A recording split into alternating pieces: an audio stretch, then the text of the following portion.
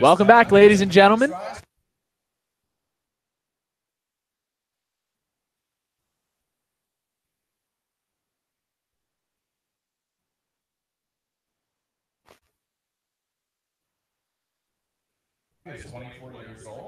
Hello. Hello, ladies and gentlemen. Sorry about that little mishap there. Technical difficulties have been a bit of an issue today, but thank you for bearing with us, and we hope you enjoyed the off day as much as we did. But first, the national anthem.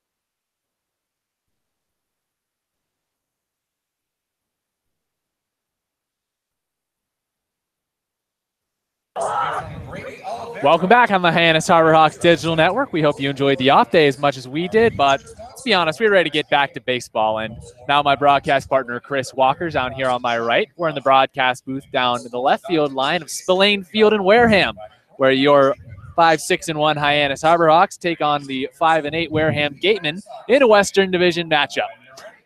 Chris, this off day did everybody good. You mentioned us included. My voice came back, which is good. And these players got a day off to just relax, enjoy wherever they're living for the summer. Most of them are here in Hyannis, but off days are big, especially in a season like this where you're playing almost every single day. Also big in the fact that, unlike earlier in the season where the Harbor Hawks had back-to-back rainout days, you're able to plan around the off days. So not only can players, know when they're going to have a little bit of fun. Several were actually at the Red Sox game last night, but also managers know when they can throw guys in, and having that off day is a little bit of a cushion after the Chatham doubleheader was big, as they were able to use the bullpen wisely and take 2 wins from the Chatham A's. That's right, and I was at that Red Sox game too. And again, it is planning around an off day, that lets you know, oh, I have a free day, I can enjoy it. They're coming off a 2-game win streak after losing 4 in a row, with a chance to pull even 500 at 6-6. 6 wins is more than a lot of teams can say they have right now. Everybody's at 5 right now-ish. That seems to be the average in the league going in. But you know what? This team is starting to turn it around at the right time, and they did it against Chatham, a team they've now beat 3 times out of 3. So I expect good things out of a team against that has beaten Wareham 2-1 so far. Exactly. The Harbor Hawks have been not necessarily dominant in the season series against the Gatemen, as they've had 2 close wins, and in the last game they were blown out 10-2 in McKeon Park by these very Gatemen. Well, yeah, that was at the kind of rock bottom of that losing streak. That really put a sour taste in everybody's mouth, and they had some trouble after that.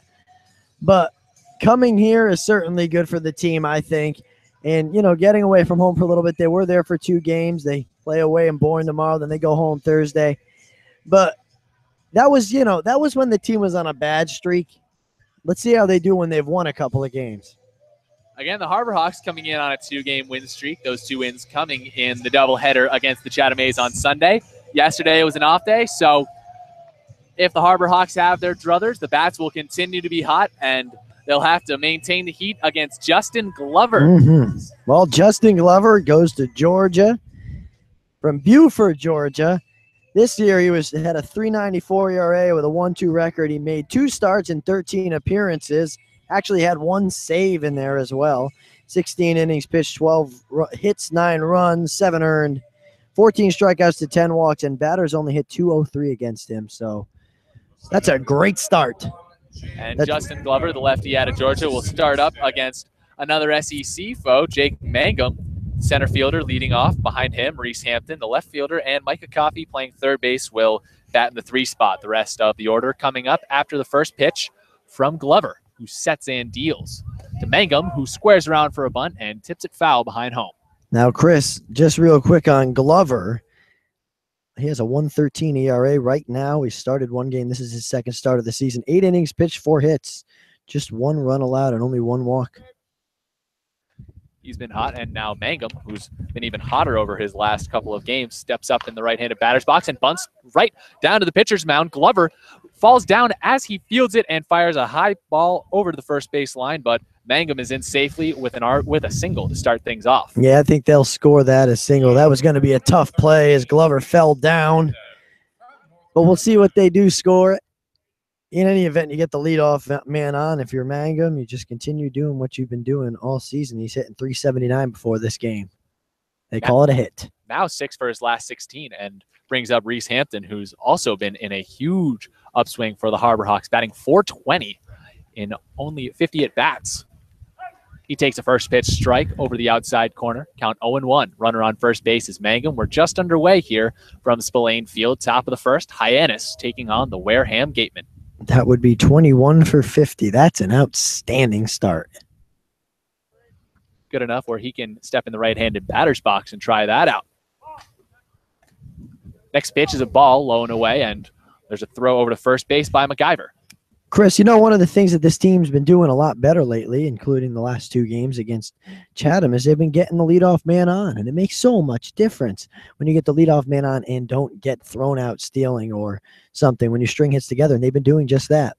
And Reese Hampton strings one up the middle, and a diving stop by Kasser keeps it just in the infield, but it actually gets behind him, bouncing off of his glove. Jake Mangum rounds second base. He's over to third base, and that's possibly another hit for Reese Hampton. It should be. That was just a great diving play out there by Kasser at short, but I don't think he had any play at first.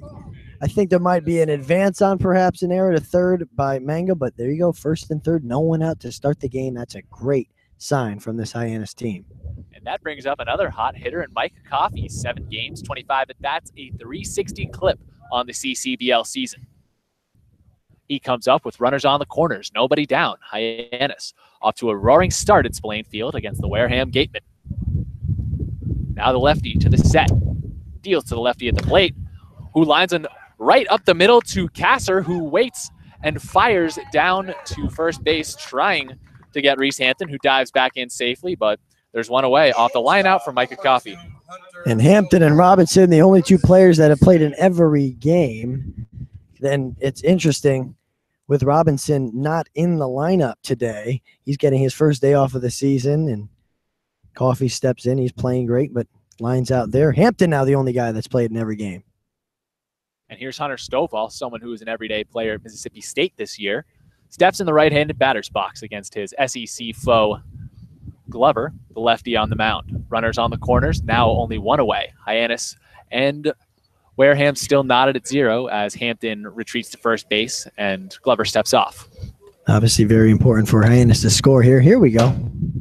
And Hunter Stovall fouls one off down the third base line right near our booth. A little bird cage looking thing over the Harbor Hawks dugout. It's a metal frame with some rope and netting, just keeping us safe from foul balls like that one off the bat of Stovall. That was a souvenir right there. And it's an 0-1 count on the right-handed hitter, now going into his junior year at Mississippi State. Runners on the corners. The pitch. Low and away, ball 1. Stovall in 19 at-bats has only 3 strikeouts so far in the CCBL season. He's really been a patient hitter and had 3 walks in the latter half of the doubleheader against the A's. The 1-1. Hit on the ground at the first base line. Glover fakes over to third base and throws down to first to get Stovall, but that advances Hampton. Mangum stays up on third, and they're 2 away. It was a good idea by Mangum to stay put because he would have been caught if the throw from Glover went to the catcher, McIver, but they do get the out at first. A close play because Stovall's so fast, but now second and third, 2 out. Changes the complexion of what was at one point promising looking rally for the Harbor Hawks. Now 1 out from being over. They started the inning with 2 singles, and now Ryan Olenek steps up into the right-handed batter's box to keep things moving. He's batting .308 and 26 at-bats and takes a first pitch in on the hands and loops it down to second, where Duran comes on, gloves it on the fly for out number 3. So 2 leadoff hits are squandered, and we go into the bottom of the first. Jaron Duran, Kyle Kasser, and Tristan Pompey due up for the Wareham Gatemen when we return on the Hyannis Harbor Hawks Digital Network. It's 0-0.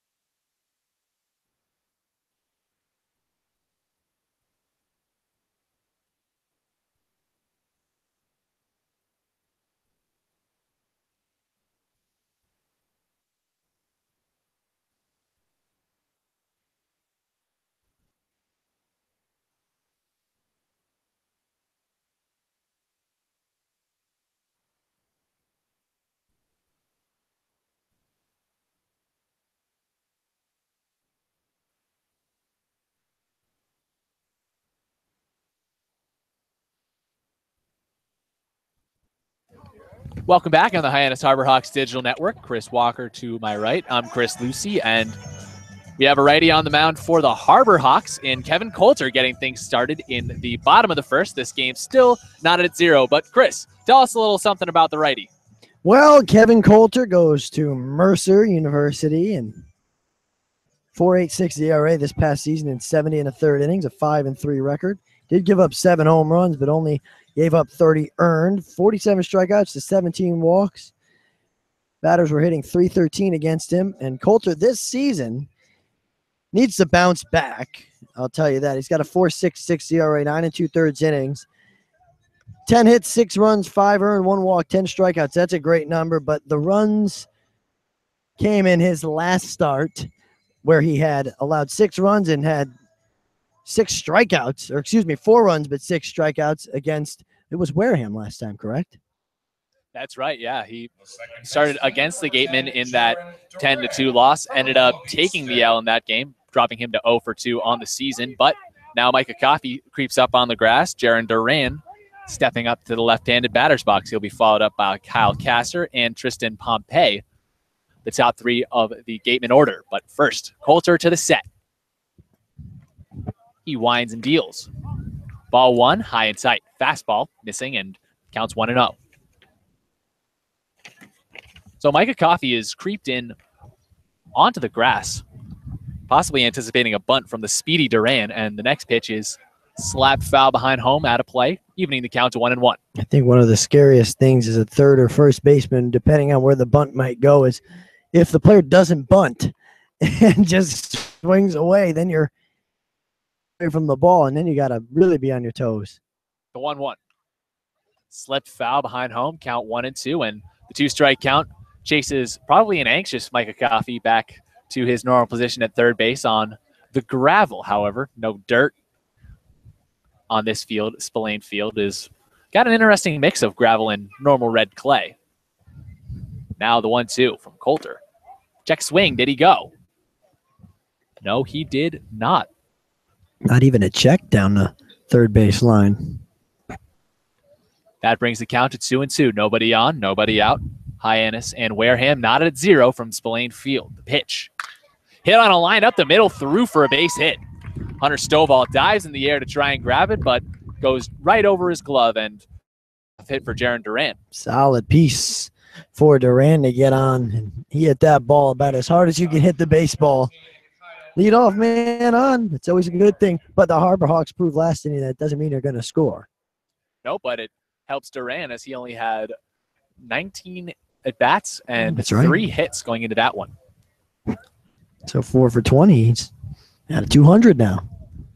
And here comes Kyle Kasser out of the University of Oregon. The righty from Mercer sets and deals. Blowing away. That an off-speed pitch. Count 1-0. Well, Kasser hitting 286. He's 4 for 14. I mean, that's a good start. He goes to Oregon. Yeah, Pac-12. He's a Duck. And he's amongst friends from the Pac-12 on this team. Snap throw over to first. Brings Duran back in. Another West Coast guy out of Long Beach State University. Slides back in safely. He's the only runner on. It's the bottom of the first, still knotted at 0 between the Harbor Hawks and Wareham Gatemen. Nobody away. Duran goes. DiCaprio throws down. Tag applied. Not in time. Hunter Stovall coming over to cover, but the speedy Duran has a stolen base, and now, with nobody out, there's a runner on second. Coach Gassman wants a word with the umpire. He thinks that was out, and I think it was a lot closer than people might think. It looked like he got him on the head, did Stoffel, but Coach Gassman's not going to like what he hears regardless. He goes over to check with Mark Piantadosi, the third base umpire, but gets no love. Better him to get to arguing than his players, because if you throw out Coach Gassman, you don't have to make a substitution in the field. Stoll still shaking his head. He thought that was an out.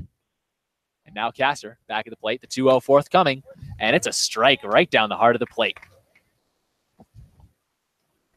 Big inning for Coulter, with the struggling start last time. He did have a lot of strikeouts with the 6, but he needs to get off to a good start today and continue this good pitching trend that Hyannis has been on the last few games. And he deals the next pitch, cut on and looped foul towards the Harbor Hawks dugout down the third base line, evening the count at 2-2.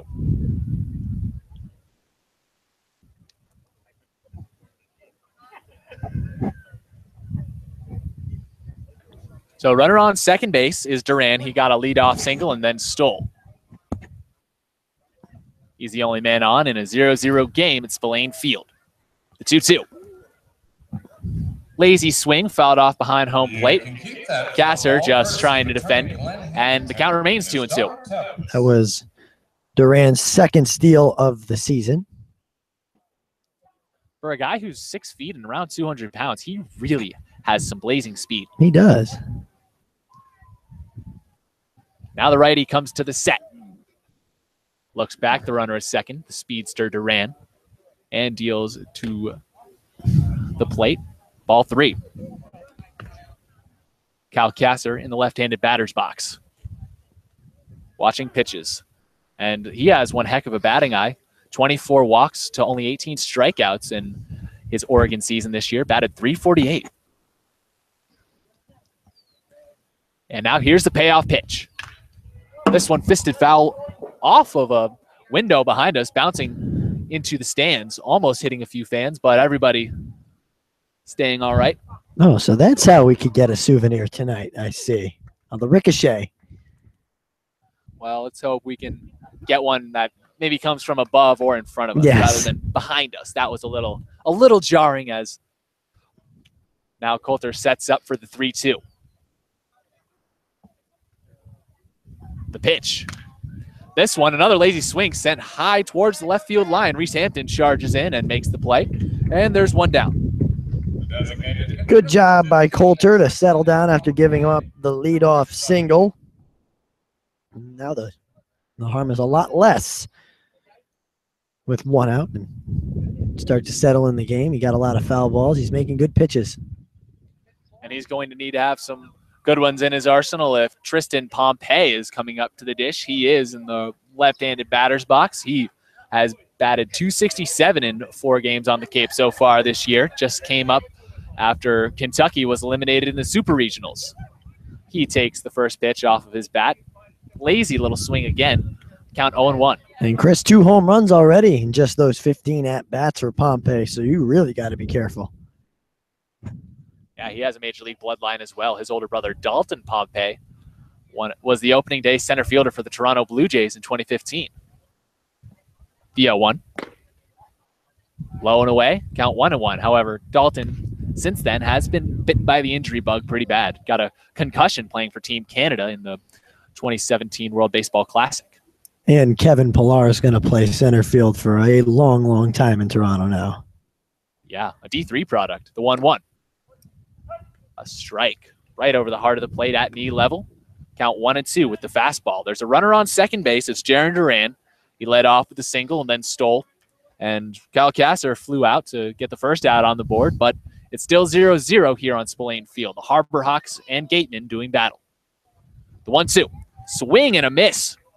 Dom DiCaprio able to hold on to the bouncer. And just like that, there's 2 away. Well, good start again for Coulter. Give him the 11th strikeout of his season. It ties for the team lead.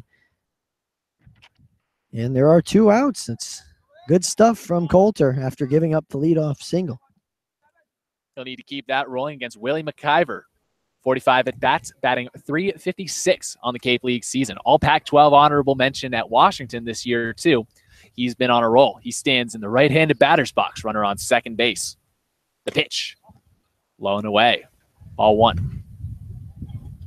Coulter thought he had that one, gave a little shrug, but shaking it off nonetheless. Looking back, the runner at second base and Duran. The Long Beach State dirtbag, standing just a few steps off the bag. The 1-0. A strike outside corner with the fastball again. Coulter really hammering it over the outside corner today. Off to a good start. 2 down, runner on second base. Bottom of the first, Hyannis and Wareham still knotted at 0. Hyannis in their away blues with orange sleeves, orange lettering, and orange billed caps with white pants. Now the 1-1. Runner goes. Throw down to third base, not in time. And count that as another steal for for Jaron Duran. 2 in 1 inning. And that's his 3rd on the season, so he's eating up the bases. And starting to wear down on Dom DiCaprio early. And now McIver back in the right-handed batter's box. The righty set, steals, low and away. Count now 3-1.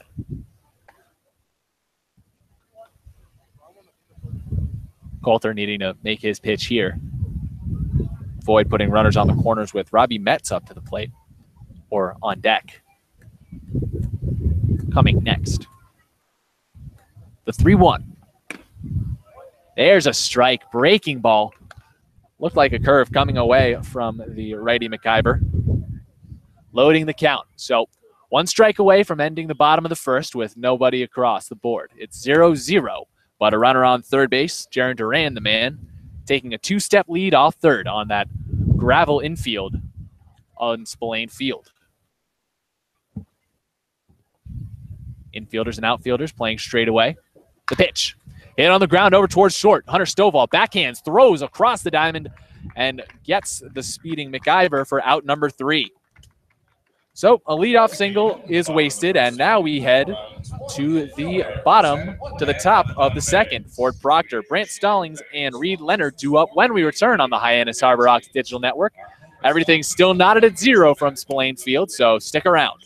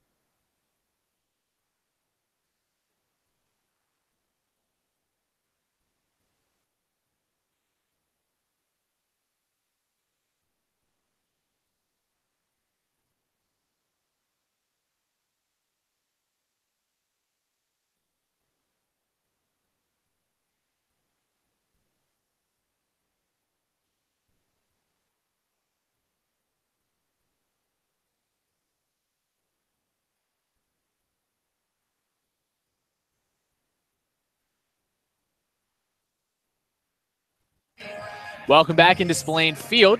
Chris Walker, my broadcast partner. I'm Chris Lucy, and here we are at the top of the second. A nice inning of work from Kevin Coulter, setting up the Harbor Hawks. The 6, 7, and 8 due up. against Glover, back out for another inning of work. Everything knotted at 0. Chris, I'm excited to see Brant Stallings hit in this inning. He hasn't had a start in quite some time, and he's only got 2 hits this season. So I'm really excited to see what he has to bring as he's on first this game. Ford Proctor will lead things off. 32 at-bats in 11 games, batting .219. How about that? .219 after not hitting in his first 13 at-bats. He strides up to the left-hand side of the plate.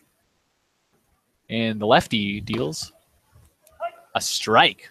Breaking pitch, catching the outside part of the zone. Count 0-1.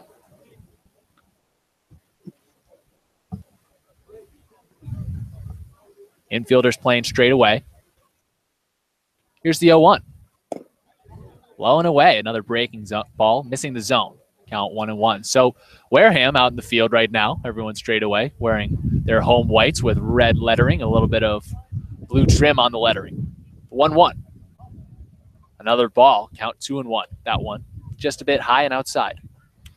And Chris, when you struggle like Proctor did early in the season, it's not hard to raise that average. 1 for 3 every game is going to raise you right up.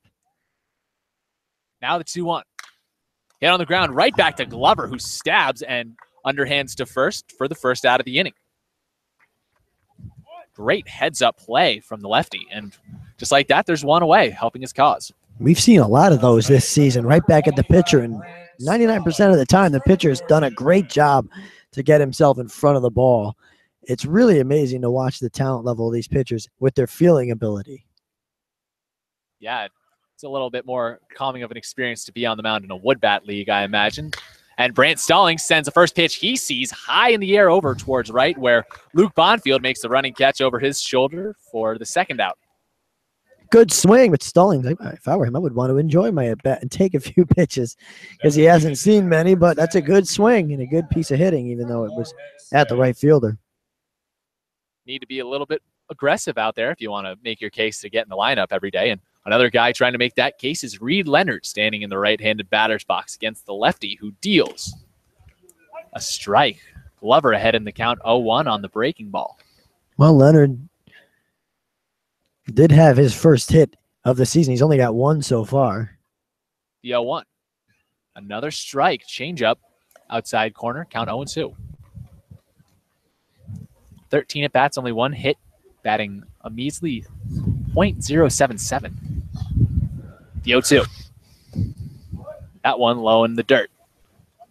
Count 1-2. Well, the only guys with no hits are Stevens, who's still here, Connor Stevens, who we haven't seen since game 1, and Cole Murphy, who got a pinch hitting opportunity last game.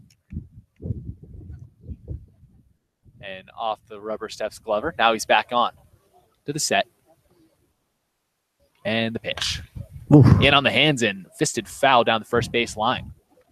Harbor Hawks coach Cody Anderchuk just takes the ball from the underhand throw from Sable and right back into the Wareham dugout with it. Glover's a good baseball name, you know? Oh, yeah. And Glover deals the 1-2 in the dirt, chasing Leonard out of the batter's box. A little bit of dancing music right there. Call it chin music or tap dancing music, as Leonard had to shuffle his feet to get out of the way. That was the tap dancing variety. There we go. Now the 2-2 is forthcoming. Here goes. Another bouncer. That loads the count. So Leonard staying alive and seeing a good amount of pitches in his first at-bat in a while. Yeah, he's making the most out of his at-bat. I'm not saying Stallings didn't do a good thing. He had a good hit, but Leonard working the count. The payoff pitch from Glover. Hit on the ground up the middle. Casa ranges in. Throws across his body to get the final out of the inning. So that's a 1-2-3 for the Harbor Hawks, and that brings us into the bottom half of the second. Robbie Metz, Luke Bonfield, and Blake Sable do up 5, 6, and 7 of the Gatemen order as they try to break the scoreless tie. We'll be right back on the Hyannis Harbor Hawks Digital Network after this.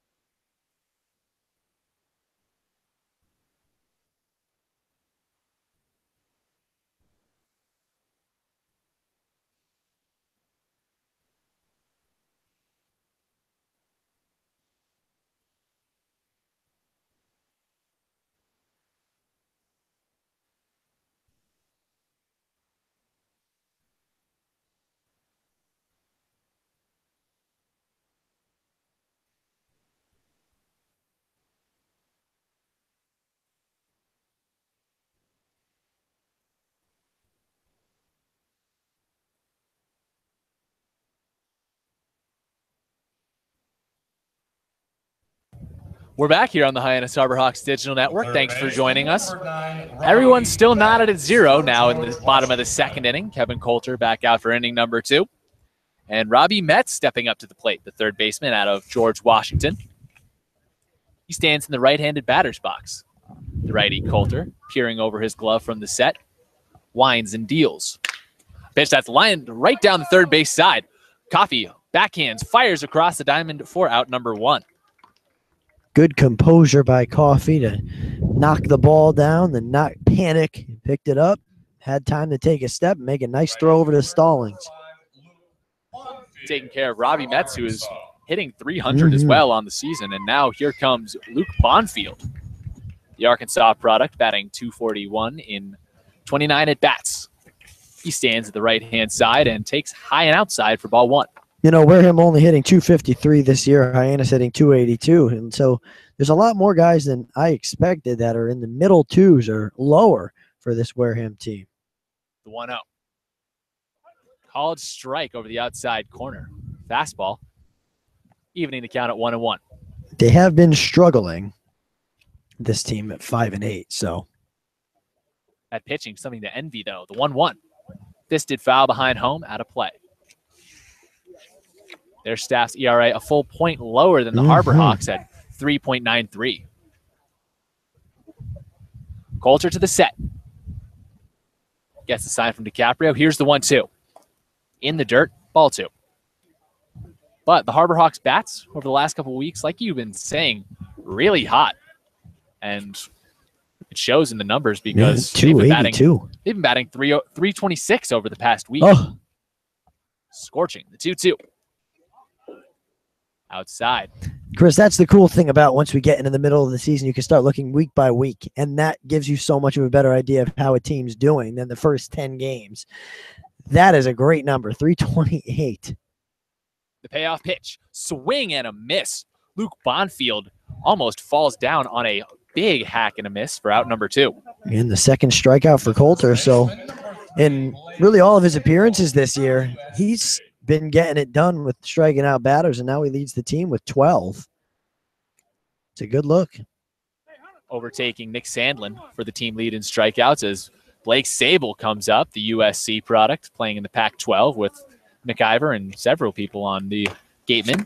And he takes a first pitch, grounds it right in front of home plate. Coulter coming off the mound, throws down to first where Stallings gloves it for the final out of the inning. So a 1-2-3, very quick for the Harborhawks, bringing us into the top of the third. Dom DiCaprio, Jake Mangum, and Reese Hampton 2 up. When we get back, everything's still tied up at 0 from Spillane Field, so stick around.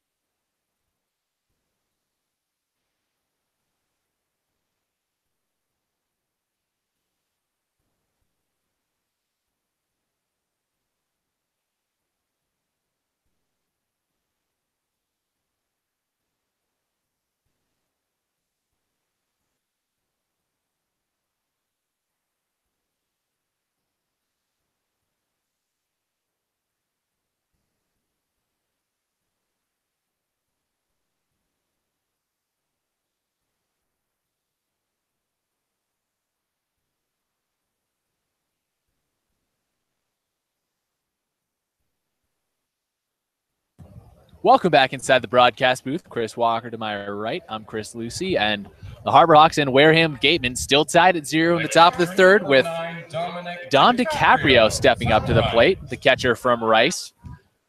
Fresh off of his first hit of the CCBL season, a 2 RBI single in the latter half of Sunday's doubleheader against the Chatham A's. He stands in the right-handed batter's box, and the first pitch from Glover is a strike. The lefty back out for his third inning of work. And DiCaprio gets a nice average of 0.045 now. It's better than all zeros. Got to start somewhere. It sure is. 3 RBIs on the year as well. And the next pitch, they check up down the first base line. And Mike Collier says that DiCaprio holds up on the swing, so it's 1-1. And now Glover quickly again throws, and the next pitch is served out into right field for a base hit. So chalk that up as hit number 2 of the CCBL season for Don DiCaprio, and he stands on first to get things started here in the third. It's really amazing what happens when you get that first hit. You just build off of it. He's gone from .045 to .87 now on one at bat. You're just building back up to 200 and above, where DiCaprio certainly belongs. And that builds up Jake Mangum now standing at the right-hand side of the plate. But first, a lob throw over to first from Glover. DiCaprio belongs above 300. He's 6 for his last 16 as well. 3 stolen bases over that stretch. So a speedster on the base paths and confident enough to leave his usual left-handed batter's box for the right-handed batter's box today, and he takes low and away for ball 1.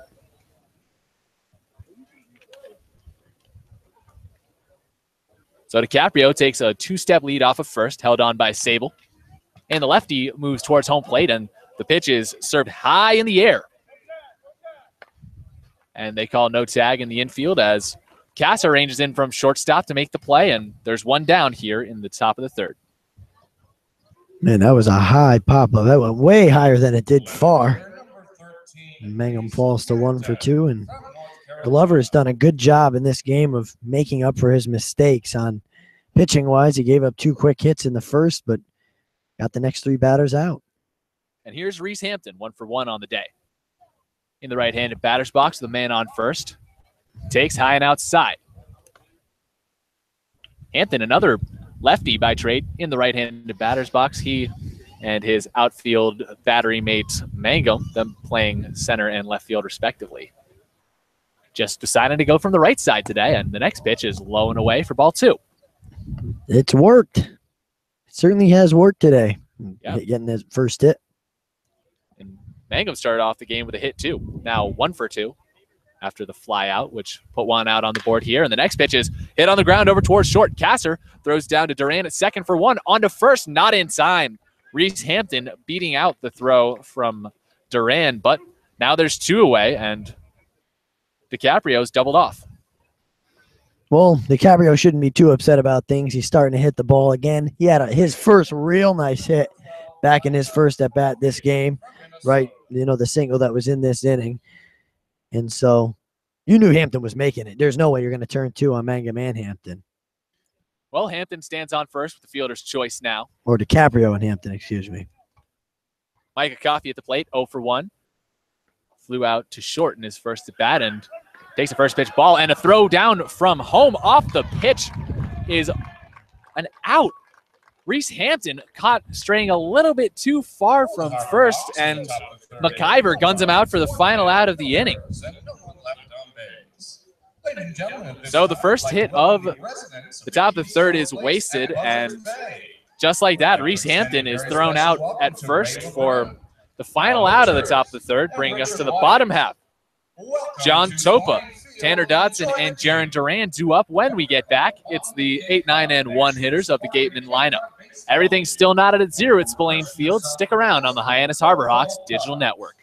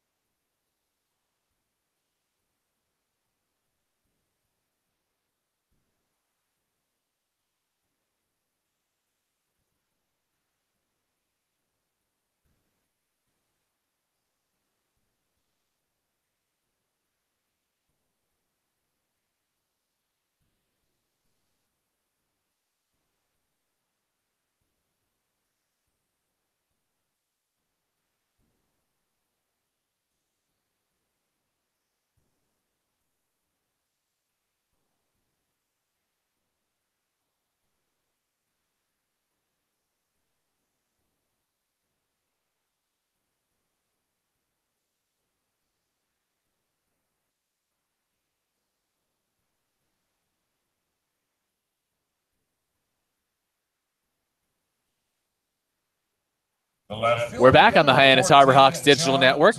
John Topa leading things off to start the bottom of the third against Kevin Coulter back out to work the third. Topa steps into the right-handed batter's box. 38 at-bats on the CCBL season, batting .316. Takes a first pitch ball from the righty, high in sight. 1-0 count, and Chris, the fastball has really been coming in nicely for Coulter today. Everything has. He's worked very nicely through the first 2+ now. And he deals a first pitch strike on the fastball, high and outside. And again, it's so important for this pitching staff on Hyannis to get off to a good start, and that's what Coulter's done. The 1-1 is blipped foul behind home. That one dribbling towards the Harborhawks on deck circle. 1-2 count. Infielders playing straight away. Outfielders kind of crammed in away from the foul lines.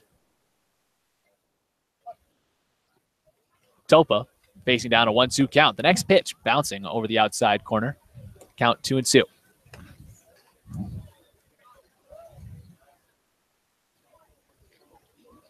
Curveball has been hit or miss for Coulter today, but here's the 2-2. Another curveball, that one missing again. Yeah, the fastball has been his go-to. You should start using it more. Might expect one here on a 3-2 count. Nobody on, nobody out. And the fastball misses low and inside and puts Topa on first base. Never like to give up leadoff walks as a pitcher or as a team in the field. We'll see if it comes back to haunt the Harborhawks, but it's really the first time today that Coulter's been off with this location. And now here comes Tanner Dodson, the two-way player out of Cal. Pitches and also plays the field where he's in center tonight. He's batting .286 and 14 at-bats on the young season. Standing at the left-hand side of the plate with a runner on first, the righty Coulter to the set. The pitch. Low and away again. DiCaprio just pumping his glove, trying to remind his right-hander to spot up, and there's a 1-0 count. And I'll tell you what, pitching-wise, Dodson has been pretty good. He's thrown 6 2/3 innings, and he's only given up 3 runs. Struck out 3 guys. He's pitched in 2 games. His ERA is just over 4. He can do everything. And he's double dipping on his work in summer ball this year, pitching and also playing the field for the Gatemen as the throw from Coulter goes down to first base. Tanner Dodson standing at the plate still. John Topa chased back to the first base bag. Now Coulter to the set again and throws back down to first. Brant Stallings receiving the peppering of throws from Coulter. So now Coulter assesses the 1-0. Gets a sign from DiCaprio and deals. And it's bunted down the first base line, a beauty. Coulter comes off the mound, gobbles it up, underhands to Stallings down the line for out number 1, and that moves John Topa over to second base. Well, the sacrifice is successful for Dodson. He did his job perfectly. A nice play again by Coulter to even get that out. That almost looked like it was going to be a bunt single. Good job to get over there. And now Jaron Duran steps up to the left-hand side of the plate, the Long Beach State product. 1 for 1 on the day with a single and a pair of stolen bases in the first. We're on second. Nobody out here in the bottom of the third, and Wareham with as good a chance as they've had all game of breaking the scoreless tie. The next pitch, high and outside. Count 1-0. So clouds in the sky, slightly obscuring the sun. There's really no shadows being cast over the field, but the sun is still poking out in places, so you see some blue sky. Very windy. Flags out in right field being messed around. And the 1-0 is a called strike at the knees on the inside corner.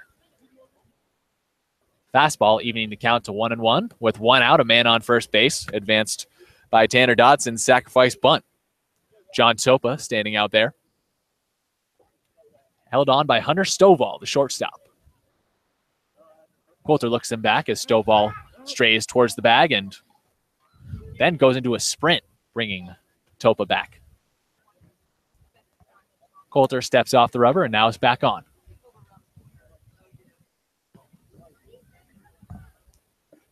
1-1 count still on the table. Coulter sets and deals. Another ball, that one low and outside. Well, Chris, this inning, Coulter's been a little bit more, not what I want to say wild, but he hasn't been hitting his spots as much in this third inning as he had been the first two. Hasn't been the easiest go for him in this inning as he has a runner on second base, only one out. Also had to hustle up the line to collect that sacrifice bunt as he deals a second strike swinging. Nice fastball, just getting behind Jarren Duran and evening the count to 2-2 as now some sun comes out and blankets the outfield and just the right-hand side of the infield. It's been that kind of day. It's been a little bit cooler than the past few days today and a real windy day. That too. Now the 2-2 coming from Coulter. And it's served foul behind home. Out of play. That one actually chopping just behind the stands down the left field line. We'll do the 2-2 over again. Jarren Duran still at the plate. Lefty on righty on lefty matchup. Duran, the second team All-Big West honoree this year at Long Beach State. Looks at the 2-2 and hits on a line towards first. Brant Stallings dives and he cannot get there. And that sends John Topa around to score. The throw coming in from Olenek right, not in time. And on first base with a RBI single is Jarren Duran, and Wareham leads 1-0. Oh, Duran just went down and golfed that one. I thought that pitch was going to bounce in front of home plate. Duran had other ideas, just poked it right past the second baseman Proctor, and it's an RBI single. And chalk that up to Gatemen lead. Now here's Kyle Kasser. Another West Coast guy playing his ball in the Pac-12 for Oregon.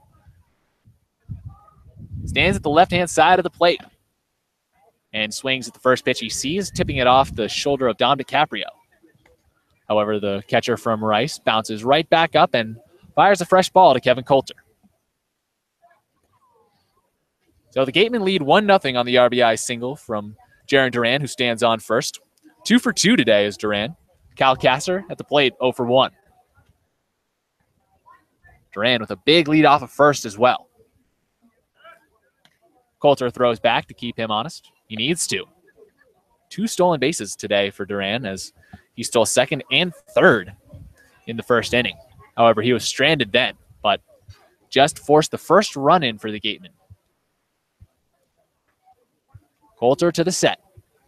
And again throws back to first. Duran already dirtying up that gorgeous white Gatemen uniform.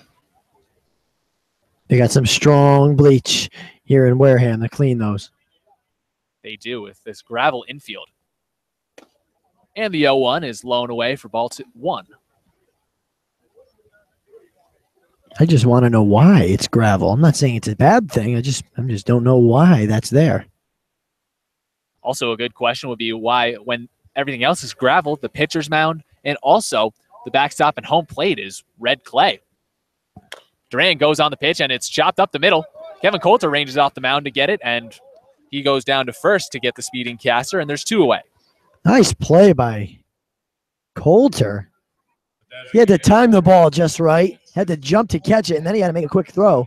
Again, Coulter is one of the better fielding pitchers on this team. However, while he fielded that ball, Duran moves over to second base with Tristan Pompey stepping up.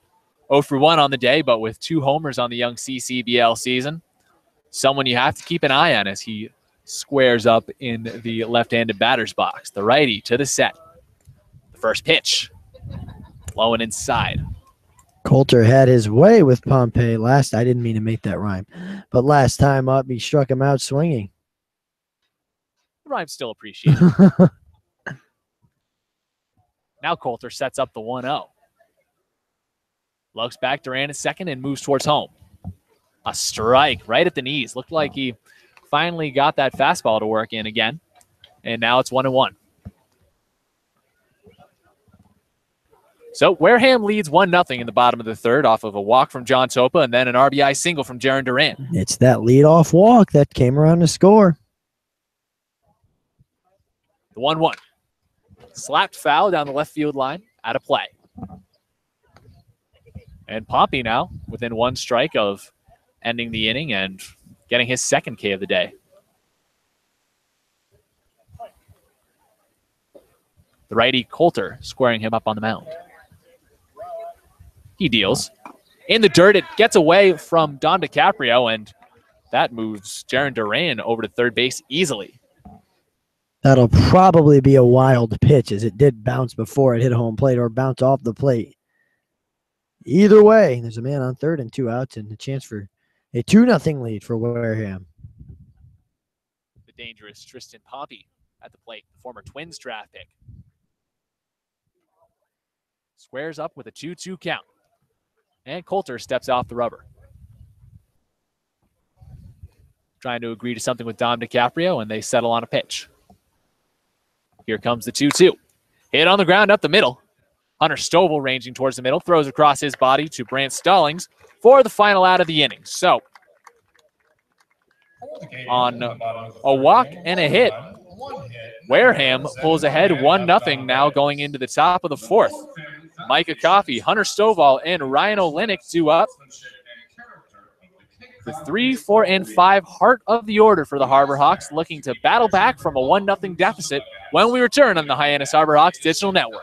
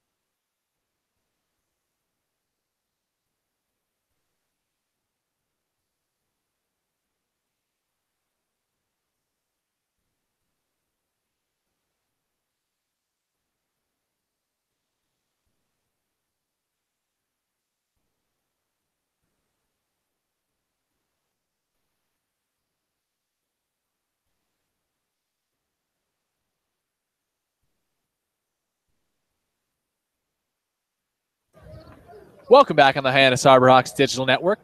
Chris Lucy, joined by my broadcast partner, Chris Walker. Micah Coffey stands at the left-hand side of the plate. Glover back out for inning number 4. He deals high and inside. Count 1-0 on Coffey, the Minnesota product. 0 for 1 on the day with a fly out to shortstop in the first. Now the Georgia product deals one that's just weakly fouled down the third base side, out of play.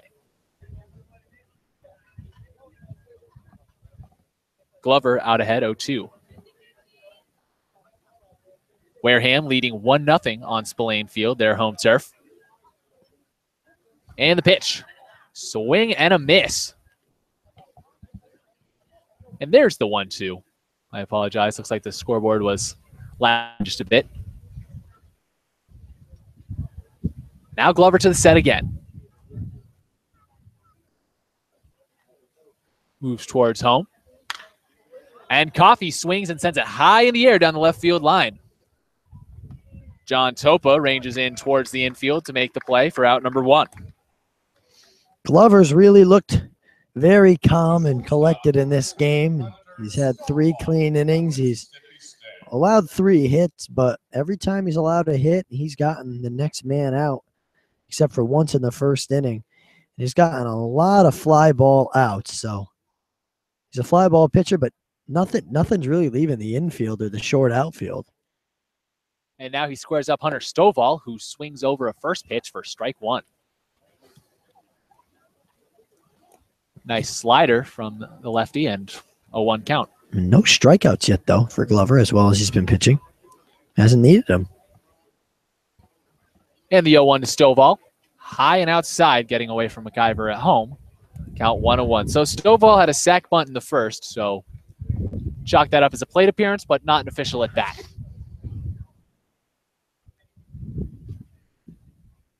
One away here in the top of the fourth. And the pitch. Another high one, getting away from McIver. Now, Chris, for the plate, so for the fielder's choice, doesn't it? I thought it went down as an 0-4. On Stovall? No, well, if it's a sacrifice, then it's just a. No, the sacrifice. He moved. He Right, advanced the runner. right. The 2-1. And Stovall swings at one, sends it high down the right field line in foul territory. Sprinting headlong after it, but can't get there in time. It falls. That was my fault. I had it in my book as a fielder's choice. You were right. Just as well. Hunter Stovall lives to fight another day at the plate. Coming out of Mississippi State.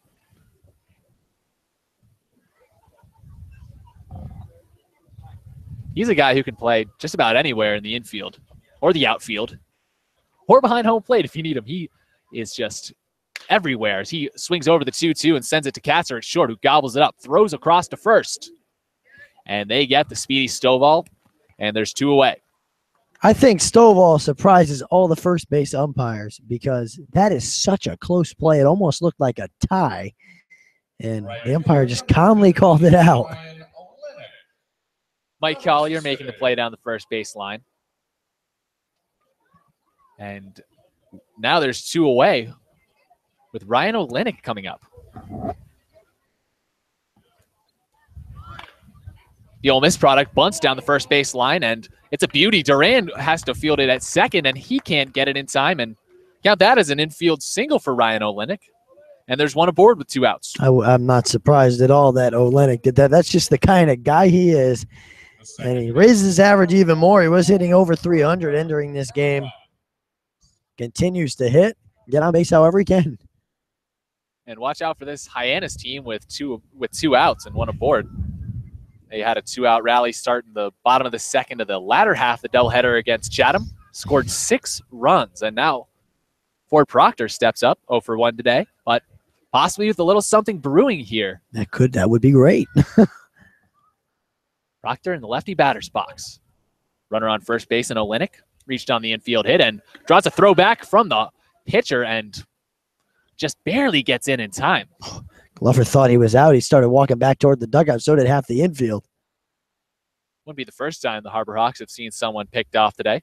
Reese Hampton was a victim in the third. Oh, that's such a good move.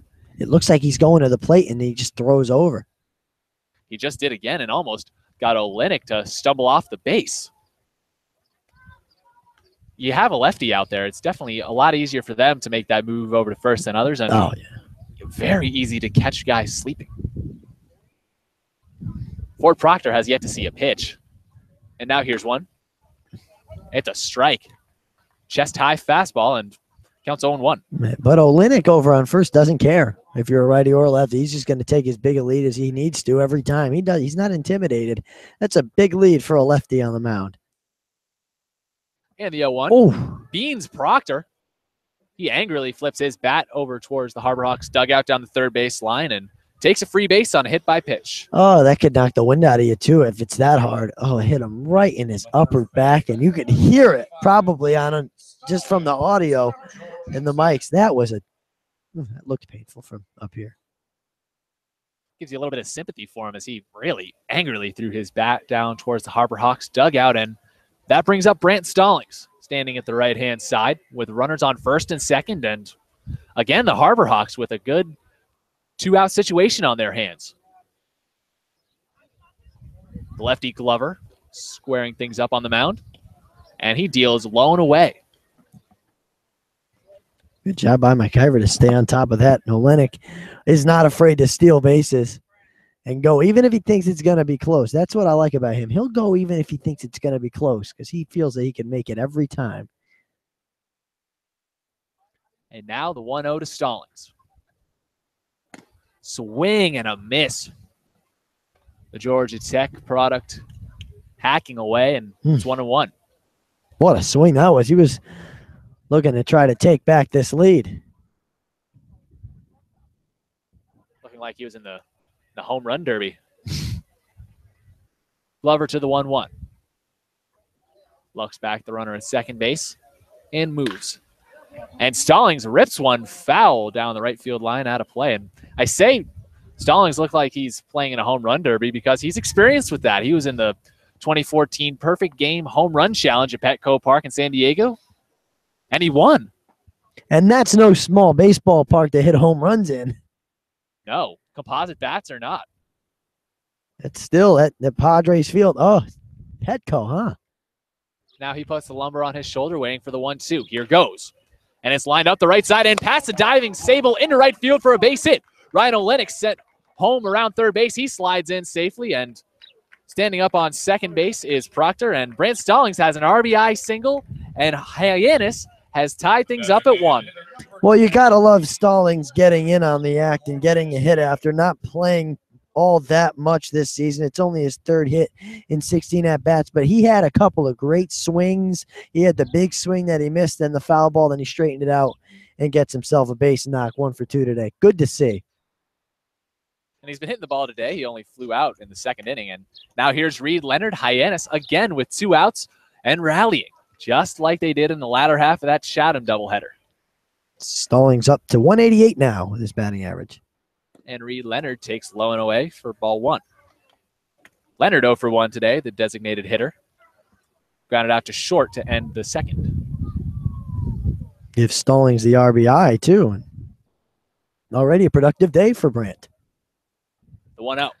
Hit on the ground right to a jumping Glover who comes off the mound, underhands the Sable at first to end the rally. But Hyannis with 2 outs, able to push a run across after a single from Ryan Olenek with 2 outs. Ford Proctor's hit by a pitch, and Brant Stallings with the outfield single right through the right side, and that forces home a run and ties things up at 1 as we now head to the bottom of the 4th. Will McIver, Robbie Metz, and Luke Bonfield due up when we get back on the Hyannis Harbor Hawks Digital Network. Stay tuned.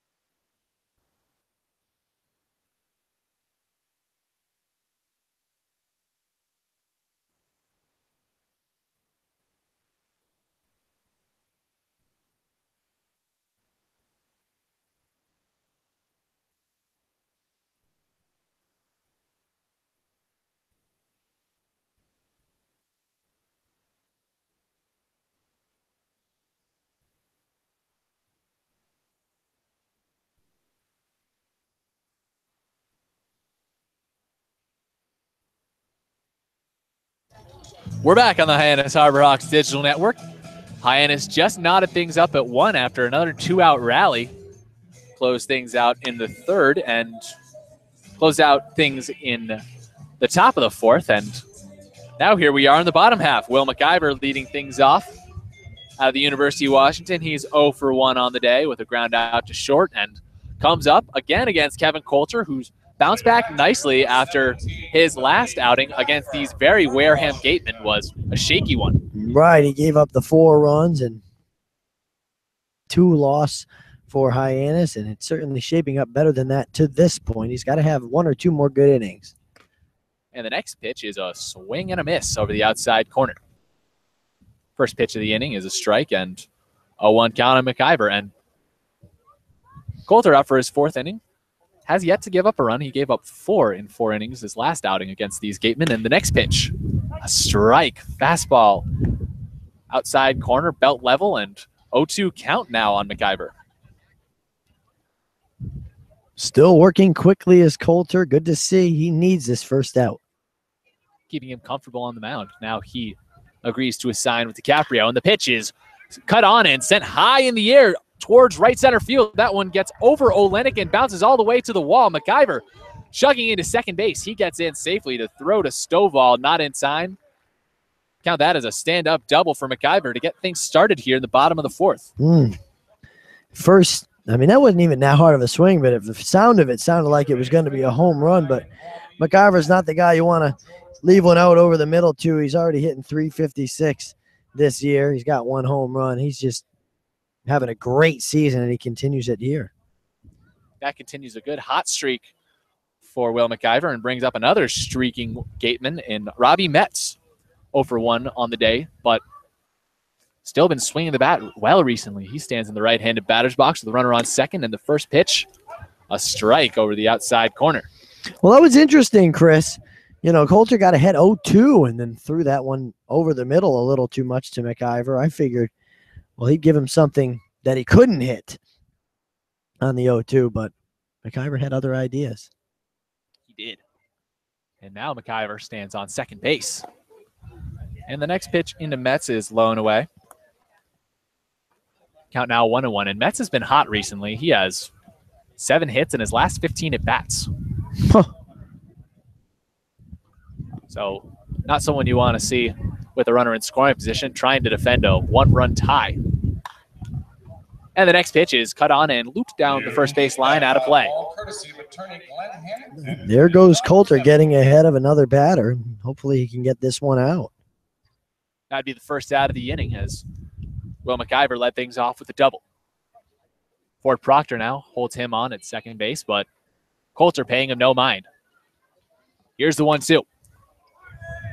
Swung over and hit on the ground out in front of home plate. DiCaprio throws down, and it's not in time. That's an infield single for Robbie Metz, continuing his hot streak, and now there's 2 aboard.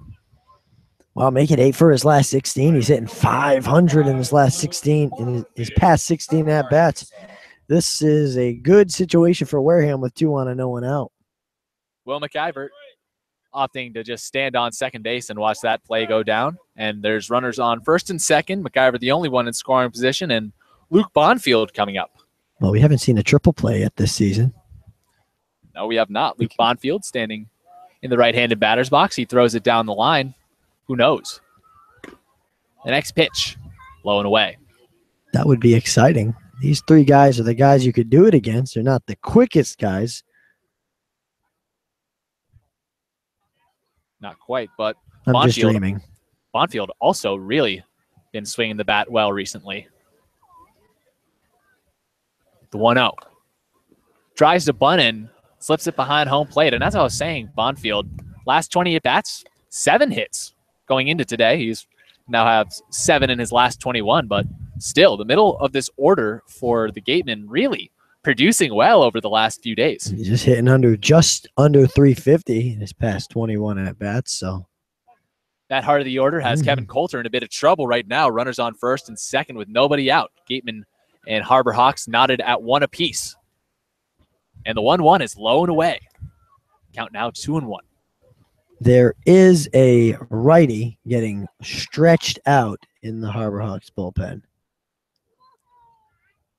Nobody yet warming out in the Gatemen pen. But a rally possibly brewing for Wareham. Here's the 2-1. High and outside, the righty. Missing again, count 3-1.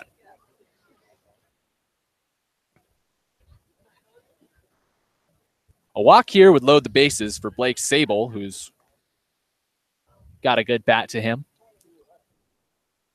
So this 3-1 is a pitch that Coulter needs to throw for a strike. He looks back, the runner at second, and deals. One that is roped down the left field line, but foul. That could have been the triple play ball if it was right at Coffee. Could have been. All it would take for him is just a quick little step on third base, a throw down to second, and another one on to first. But we can dream up here. In the I continue to dream, yes. We're not the ones making the plays. However, that was a big pitch for Coulter, who now has a 3-2. The payoff pitch, forthcoming. He'll either strike him out or load the bases, but first he steps off and looks back McIver at second. He wanted to reset the whole time, and he couldn't step off. Well, he pivots off there. Ford Proctor holding him on. Now Coulter again sets to the payoff pitch and deals. One that's fisted out into right field and through for a base hit. Ryan Olenek fielding it up the line. Will McIver chugs around third base. He'll score. Throw back into the infield. Not in time to get him. Robbie Metz goes all the way over to third base, and Luke Bonfield breaks the 1-1 tie. It is now 2-1 Gatemen here in the bottom of the fourth. Well, 3 straight hits for this team. The heart of the order does what the heart of the order is supposed to do, and they put Wareham back on top, as you mentioned, and unable to hold the tie score is Coulter, and he's still in trouble. First and third, nobody out. Hyannis had a 2-out rally in the last inning, but now Wareham has the pleasure of a no-out rally, breaking the 1-1 tie, and now here's Blake Sable with runners on the corners. Standing in the left-hand side of the plate, the righty kicks and deals. A pitch that is swung on and missed.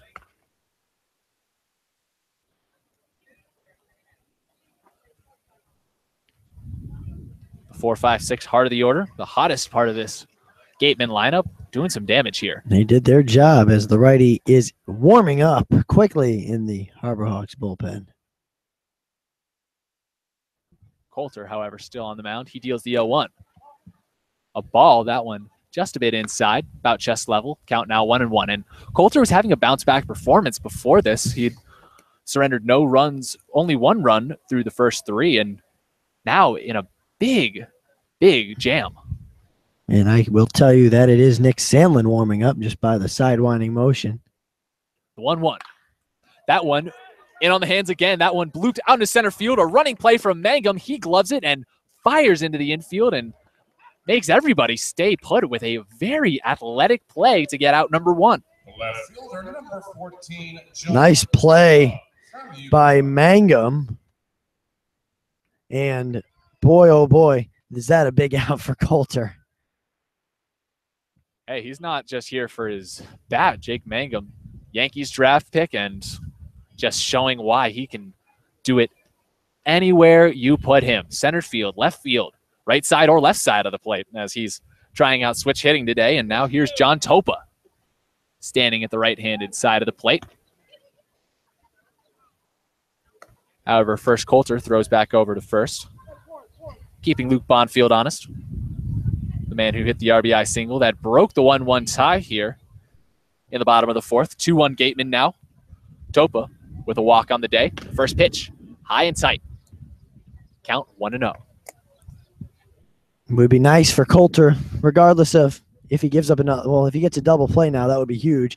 I think it's a big deal if he gets through 4 and then maybe comes out for the 5th and gets a couple of outs into the 5th to give this bullpen some relief, because Sandlin has struggled a little bit lately. The 1-1 in the dirt, cut on and missed. Runner at first goes. Luke Bonfield will get into first standing up as DiCaprio just could not gather it quickly enough. That was a very interesting swing by Topa. That ball was nowhere near the strike zone. Very weak one as well, and he kind of stepped over home plate as DiCaprio was trying to get to the ball. Yeah, it might have. I mean, he probably wouldn't have had time to get Bonfield, who advanced to second, but still something to think about for sure is DiCaprio probably didn't make a friend. No, he had a few words with the home plate umpire, Joe Peters. And after a few words with Coulter on the mound, he brings him a new ball and walks back behind home plate. 1-1 count on John Topa. Runners now on second and third. Yeah, we're going to have Chad Gassman come out now. See if this is it. Nick Sandlin was getting loose in the bullpen, so you have to imagine he's almost ready. They do make the call, Chris. Kevin Coulter hands off the ball, and in comes Nick Sandlin from the left field bullpen. We'll have some numbers on him and a little bit more from Spillane Field when we get back on the Hyannis Harbor Hawks Digital Network.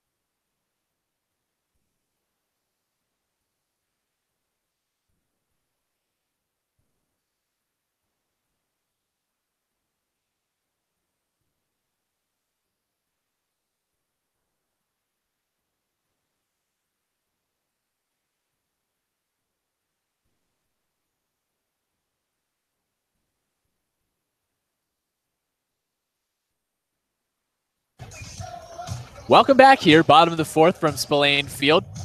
Gatemen rallying against the Hyannis Harbor Hawks. And they have chased Kevin Coulter from the game and made the Harbor Hawks surrender the 1-1 tie. It's now 2-1 Gatemen, and here's Nick Sandlin coming out in relief of the right-hander. Well, Chris, Nick Sandlin is coming in off of a rough give up a grand slam in the first game on Sunday. On Sunday, as a 3.72 ERA so far this season in 9 2/3 innings pitched. He's given up 4 earned runs, has 11 strikeouts, 7 hits, looking to bounce back here in a tough spot. Runners on second and third, only 1 out, 1-1 count underway to John Sopa, and he throws a first pitch ball. And they brought Sandlin in to get out of this jam with that slider and that deceptive sidearm motion. Kevin Coulter, the man who put him in this jam. Final line on him in a second. The 2-1, however. High and outside. Count now 3-1. Coulter, 3 1/3 innings pitched. 5 hits, 2 strikeouts, and a walk. 2 runs on his bill right now, but the 2 runners on second and third are his responsibility. And now Sandlin sets again. The 3-1. On a line right at Ford Proctor. Weird hops him and gets out into the outfield. 1 run scores. Another one coming to the plate. He will score. And just like that, the Gatemen have taken a 4-1 lead over the Harbor Hawks on the 2 RBI single from John Sopa. Well, that was just an odd hop on Proctor. That's got to be scored a hit because that took a crazy hop off this gravel. Not a hop that dirt might not have wanted to, but doesn't matter because that's a 2 RBI base hit for Topa and a huge one at that. It puts Wareham up by 3. With only 1 out as well. Tanner Dodson now standing in the left-handed batter's box, takes ball 1, low and away. Dodson, with no official at bat yet, had a sac bunt in the 3rd. Steps up with a runner on first. Gatemen on top, 4-1. The next pitch, hacked on and missed. Count now 1-1. Something we didn't really expect coming into this inning was a 3-run outburst by Wareham. The bats were relatively quiet for both teams. Yeah, and Wareham especially, as they struggled with the bats this past week. And the next pitch is roped foul down the right field line. Mike Collier making the call as he skips out of the way of that ball himself.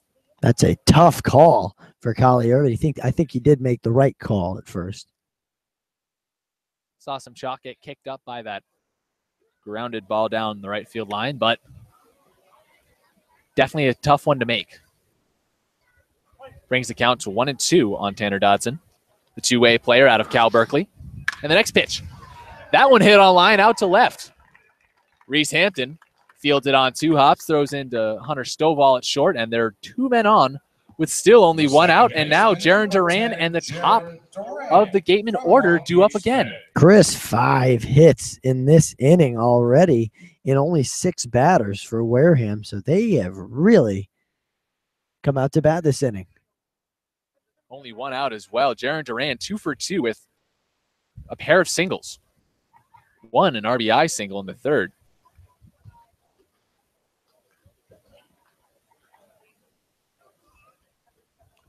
Sandlin squares him up. Duran in the left-handed batter's box. The righty to the set.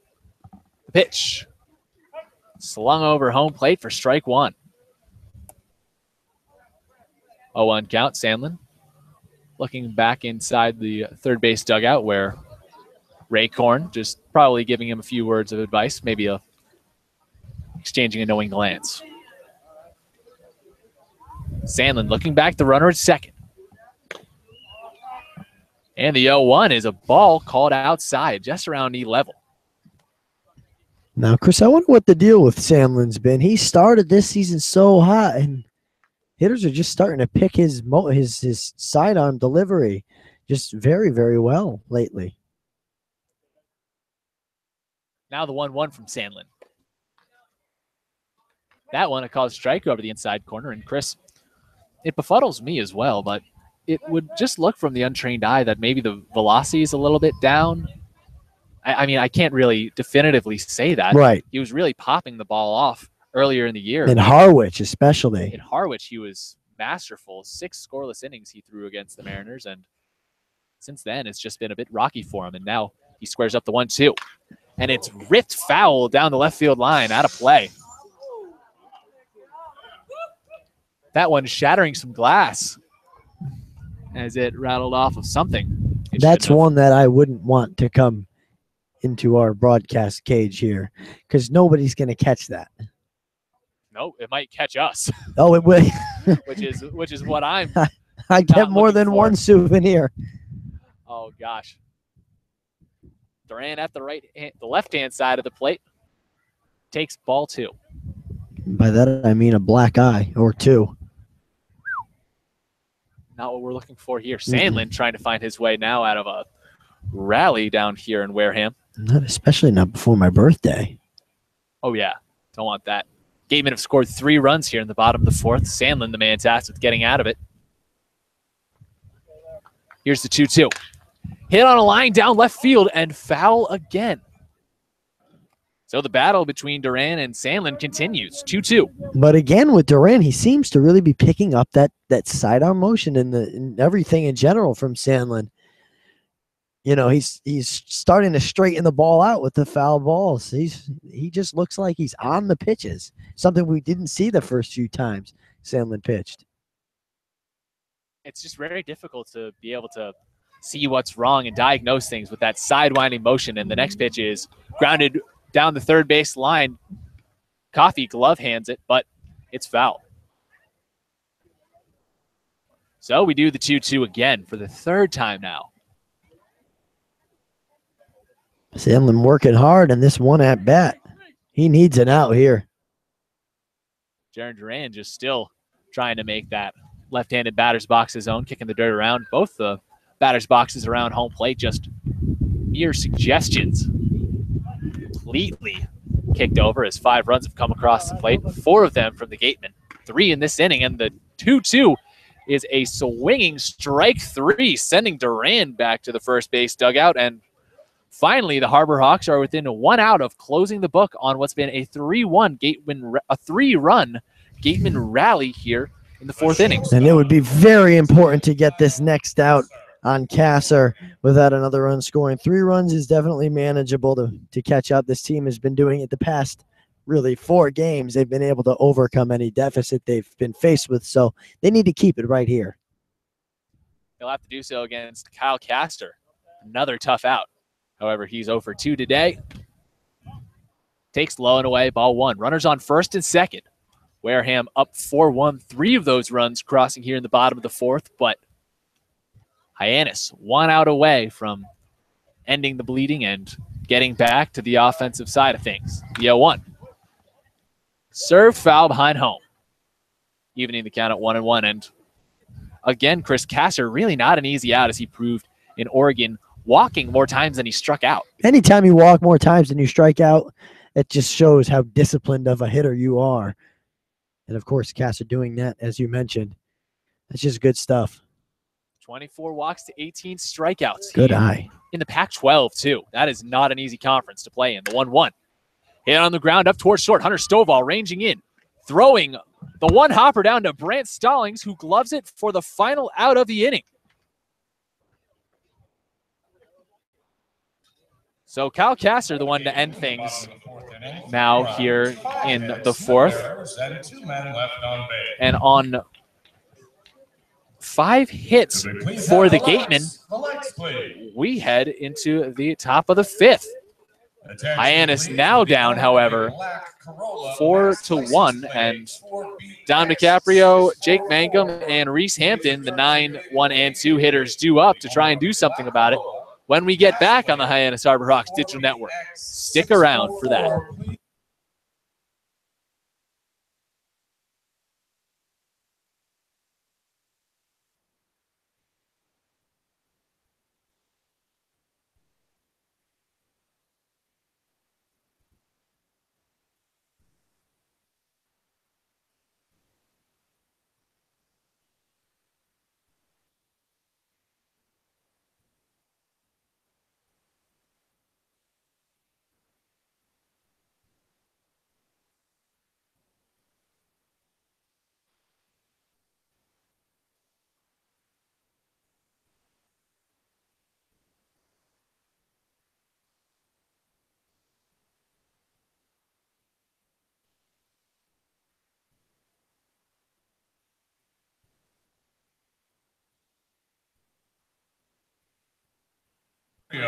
Welcome back on the Hyannis Harbor Hawks Digital Network. Chris Walker, my broadcast partner. I'm Chris Lucy. Hyannis now down 4-1 after a 3-run rally in the bottom of the fourth. Chased Kevin Coulter from the game. However, Glover back in for the Gatemen. He started this game, and he's still going, holding the Harbor Hawks to 1 run. And now here is Dom DiCaprio, who takes high and outside for ball 1.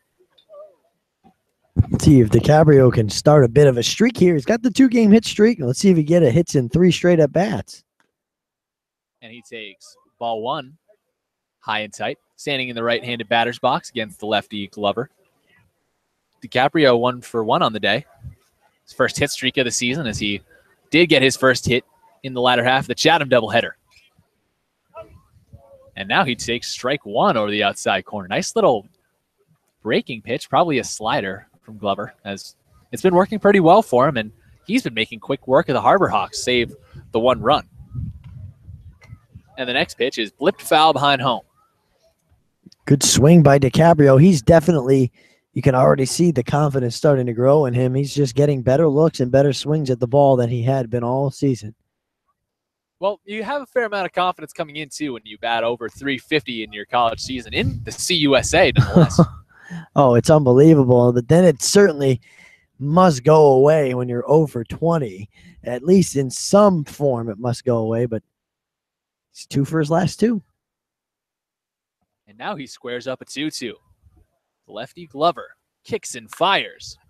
A pitch that's sent high down the right field line and well foul. That one beyond the chain link fence out there. Count still 2-2. The lights are coming on here in Spillane Field as the sun is just retreating for the evening.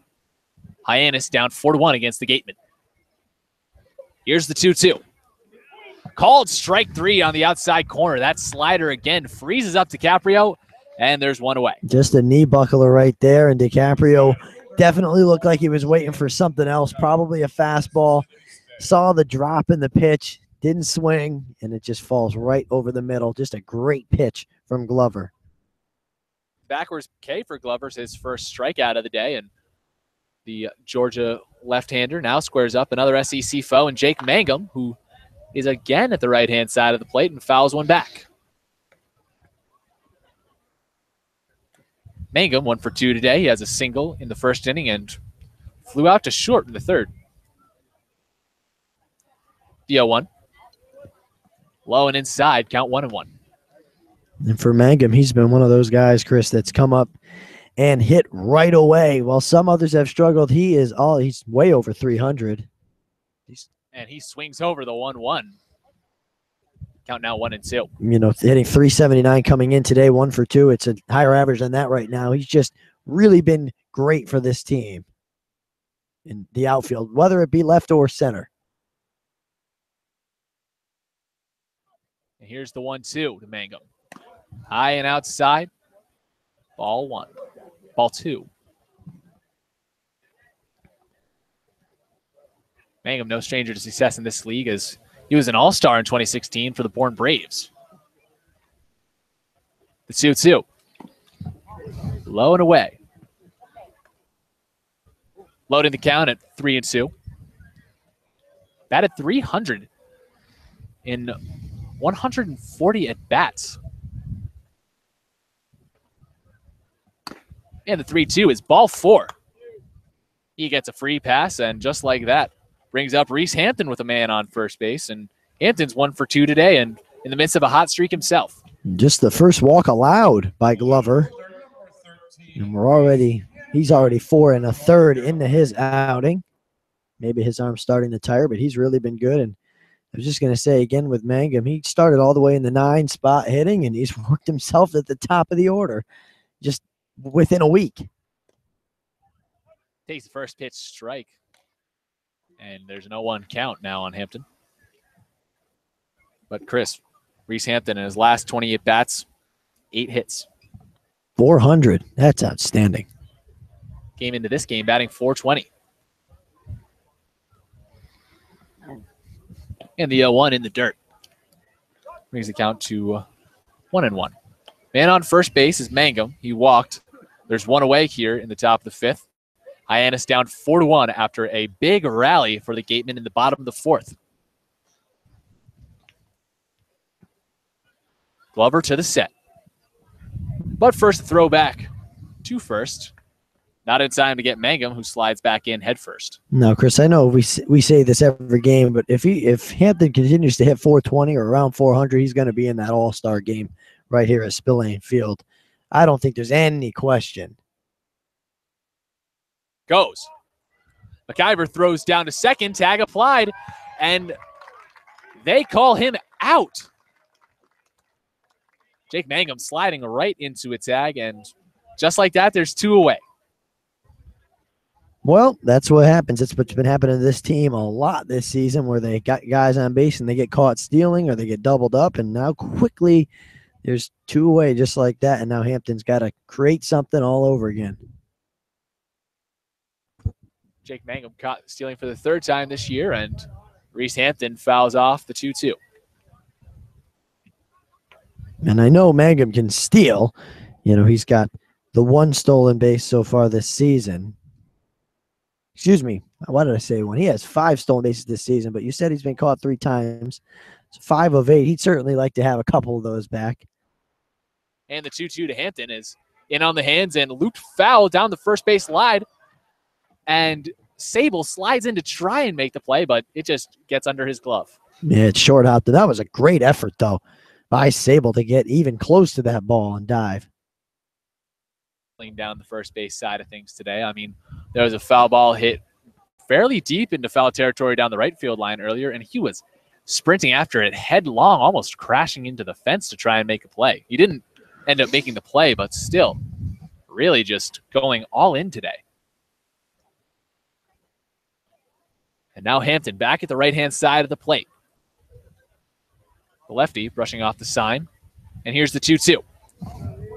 Low and away. Justin Glover loads up the count.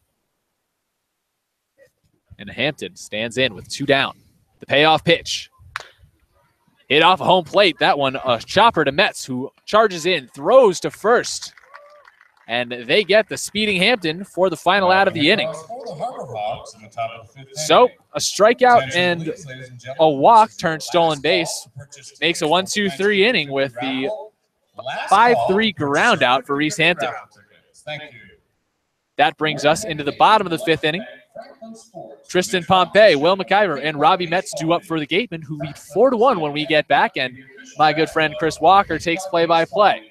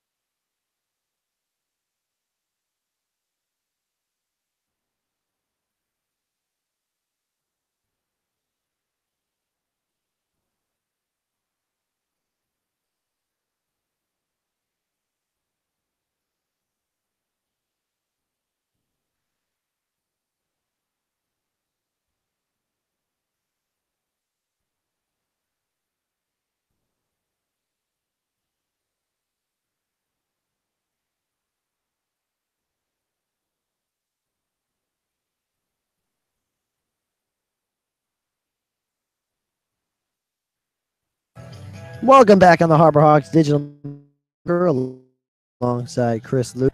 The new pitcher for the Harbor Hawks is Connor Green. Chris Lucy has Green's numbers.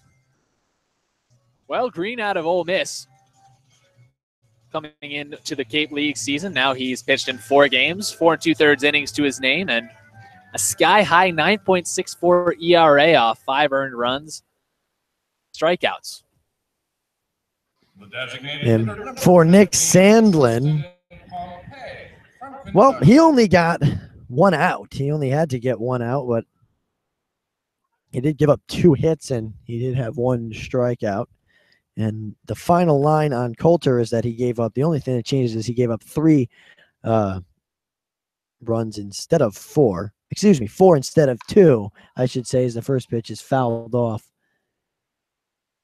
A play to the 3-hitter Pompey. But he does allow 4 and not 2. That was on the single by Topa. Green dealing here, and he deals a called second strike. It's 0-2 to the 3-hitter who, you know, we talked about before this game as being very dangerous in Pompey. But he's 0-2, and he's in danger of going 0-3 against Green. The 0-2 is called strike 3, and Pompey down for the second time on strikes. There's 1 away. Nick Sandlin was the man who came in relief for Coulter. He pitched 2/3 of an inning and didn't give up an earned run. However, 2 runs did come in to score, and that's brought us to where we are now, Chris. Right, he had the 1 strikeout, and he did give up those 2, as you mentioned. And it's 4-1 Wareham. Bottom of the 5th, 1 out. Good start for Green, and he faces Willie McIver now, 1-2. Swing and a miss at pitch number 1. That's 0-1.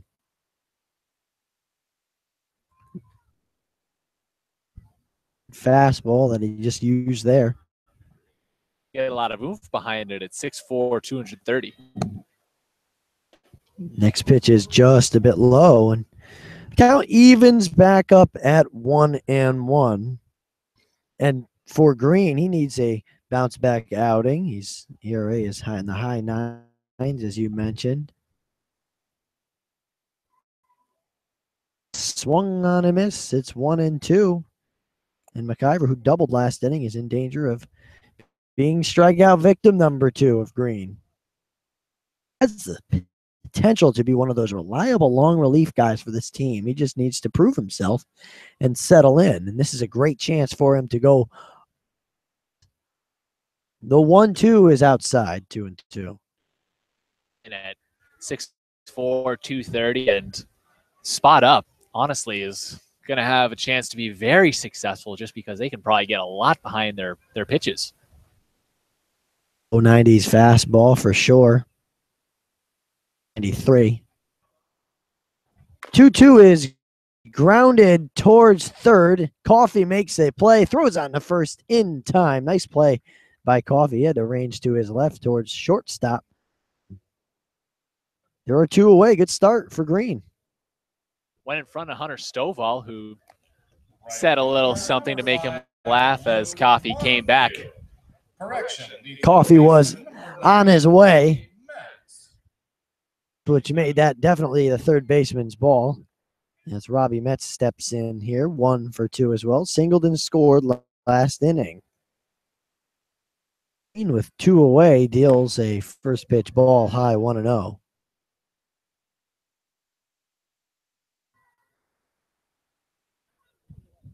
We want to thank everybody that's joining us tonight.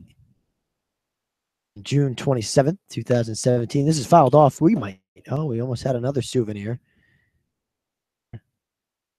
I've got mixed feelings about our cage. I love it, and then sometimes I don't love it, as I would have had my hand on it if there was no cage here, but I love it all the time because we're safe and we get a nice view of balls and strikes down the left field line here. No, I like it here. This is a cool view down the third base line, as that's, they call it strike number 2. On my last day of being 21, I get to call some baseball, which is pretty cool. Of course. Happy early birthday, Thank bud. you. The 1-2 swing and a miss, strike 3. Great inning of work for Connor Green. 2 strikeouts, and he sends the Gatemen down in order. 1-2-3. We'll go to the 6th. Over Hyannis on the Harbor Hawks Digital Network.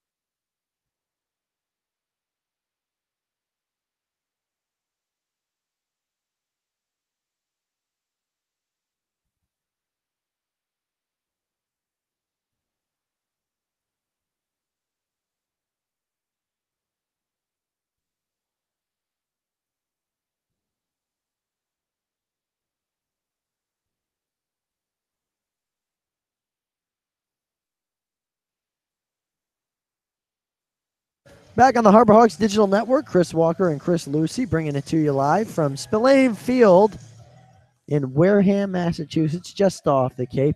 It's a little bit nippy outside tonight, but I'm not going to complain. It's still comfortable. And, well, there's a new pitcher for the Gatemen to start the sixth. It's Noah Zavolis out of Harvard, 6'1", 190. Chris Lucy has more on Zavolis, who is off to a great start this season. Only 2 games so far. He's pitched 2 1/3 innings, only allowed 3 hits, struck out a pair of batters, and allowed no earned runs. So off to a good start and picking up where Justin Glover left off. And from Glover, 5 innings pitched, 1 strikeout, only 4 hits allowed, only 1 earned runs, and he has the Wareham Gatemen sitting pretty. Now, Glover going 5 innings is really saying a lot. That's as long as these guys are really being allowed to go, and with only allowing 1 run, you're in line for the win. At the office for Glover as he lets the bullpen take over. Now Zavolis will have to face Coffey, Stovall, and Olenek, who are not very easy to face, but Coffey looking for his first hit of the day. He's 0 for 2.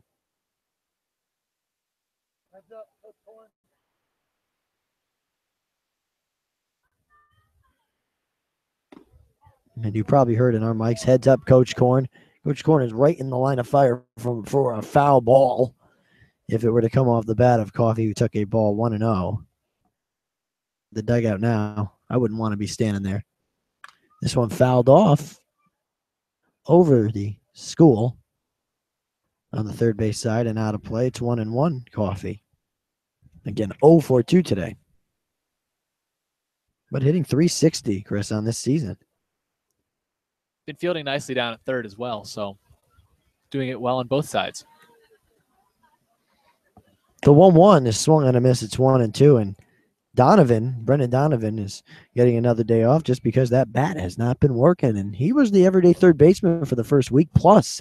Now Coffey has moved into that role with the hitting and the good fielding. 1-2 pitches skied into left center field, but under it to make the play is Topa for the first out. Second time Coffey has flown out to left field, and there's 1 out. Talk about a guy like Noah Zavolis out on the field. Smart guy, had offers from Dartmouth, Bowdoin, and Amherst out of high school, and he didn't even make his varsity high school baseball team until he was a junior. So late bloomer. You have a lot of guys like that who just kind of explode once they hit college ball. Yeah, and you said he's a smart guy. He goes to Harvard, so you got to be kind of smart to go there. Oh, yeah. Doesn't matter how good an athlete you are. You got to know your stuff. The first pitch to Stovall's grounded towards third. That's going to be a tough play. The throw is just in time from Kasser. He made a great throw to get the speedy Stovall, and there are 2 away. Second time in a row, Stovall's grounded out to shortstop. Stovall making that play even harder, like you said, just so fast, blistering down the first base line. That's as routine gets, and he nearly beat that throw from Kasser, who knows now after the first one nearly was called safe that he needs to get it down in a hurry. Now Ryan Olenek, who's certainly speedy, he scored on it. On his last plate appearance, he had a single, came around, I should say, to score in the 4th. The only run for this Hyannis team. First pitch is fouled off behind home plate, 0-1.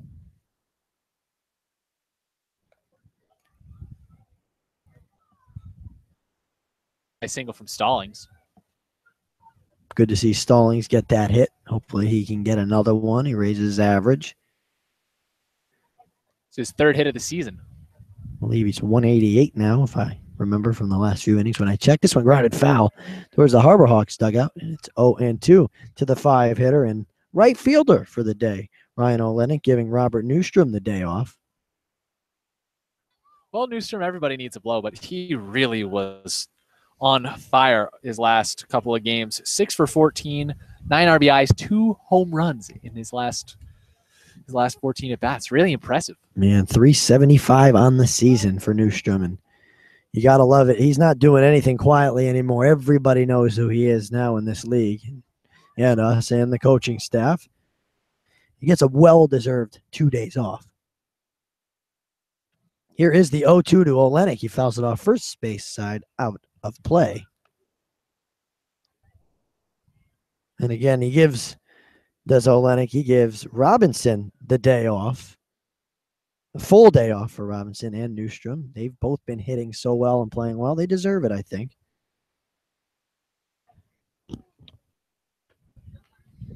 So Zavolis trying to have a 1-2-3s ahead 0-2 on Olenek. Here's the pitch. It's grounded foul again.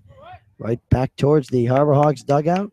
And Olenek stays alive. He's had 4 foul balls.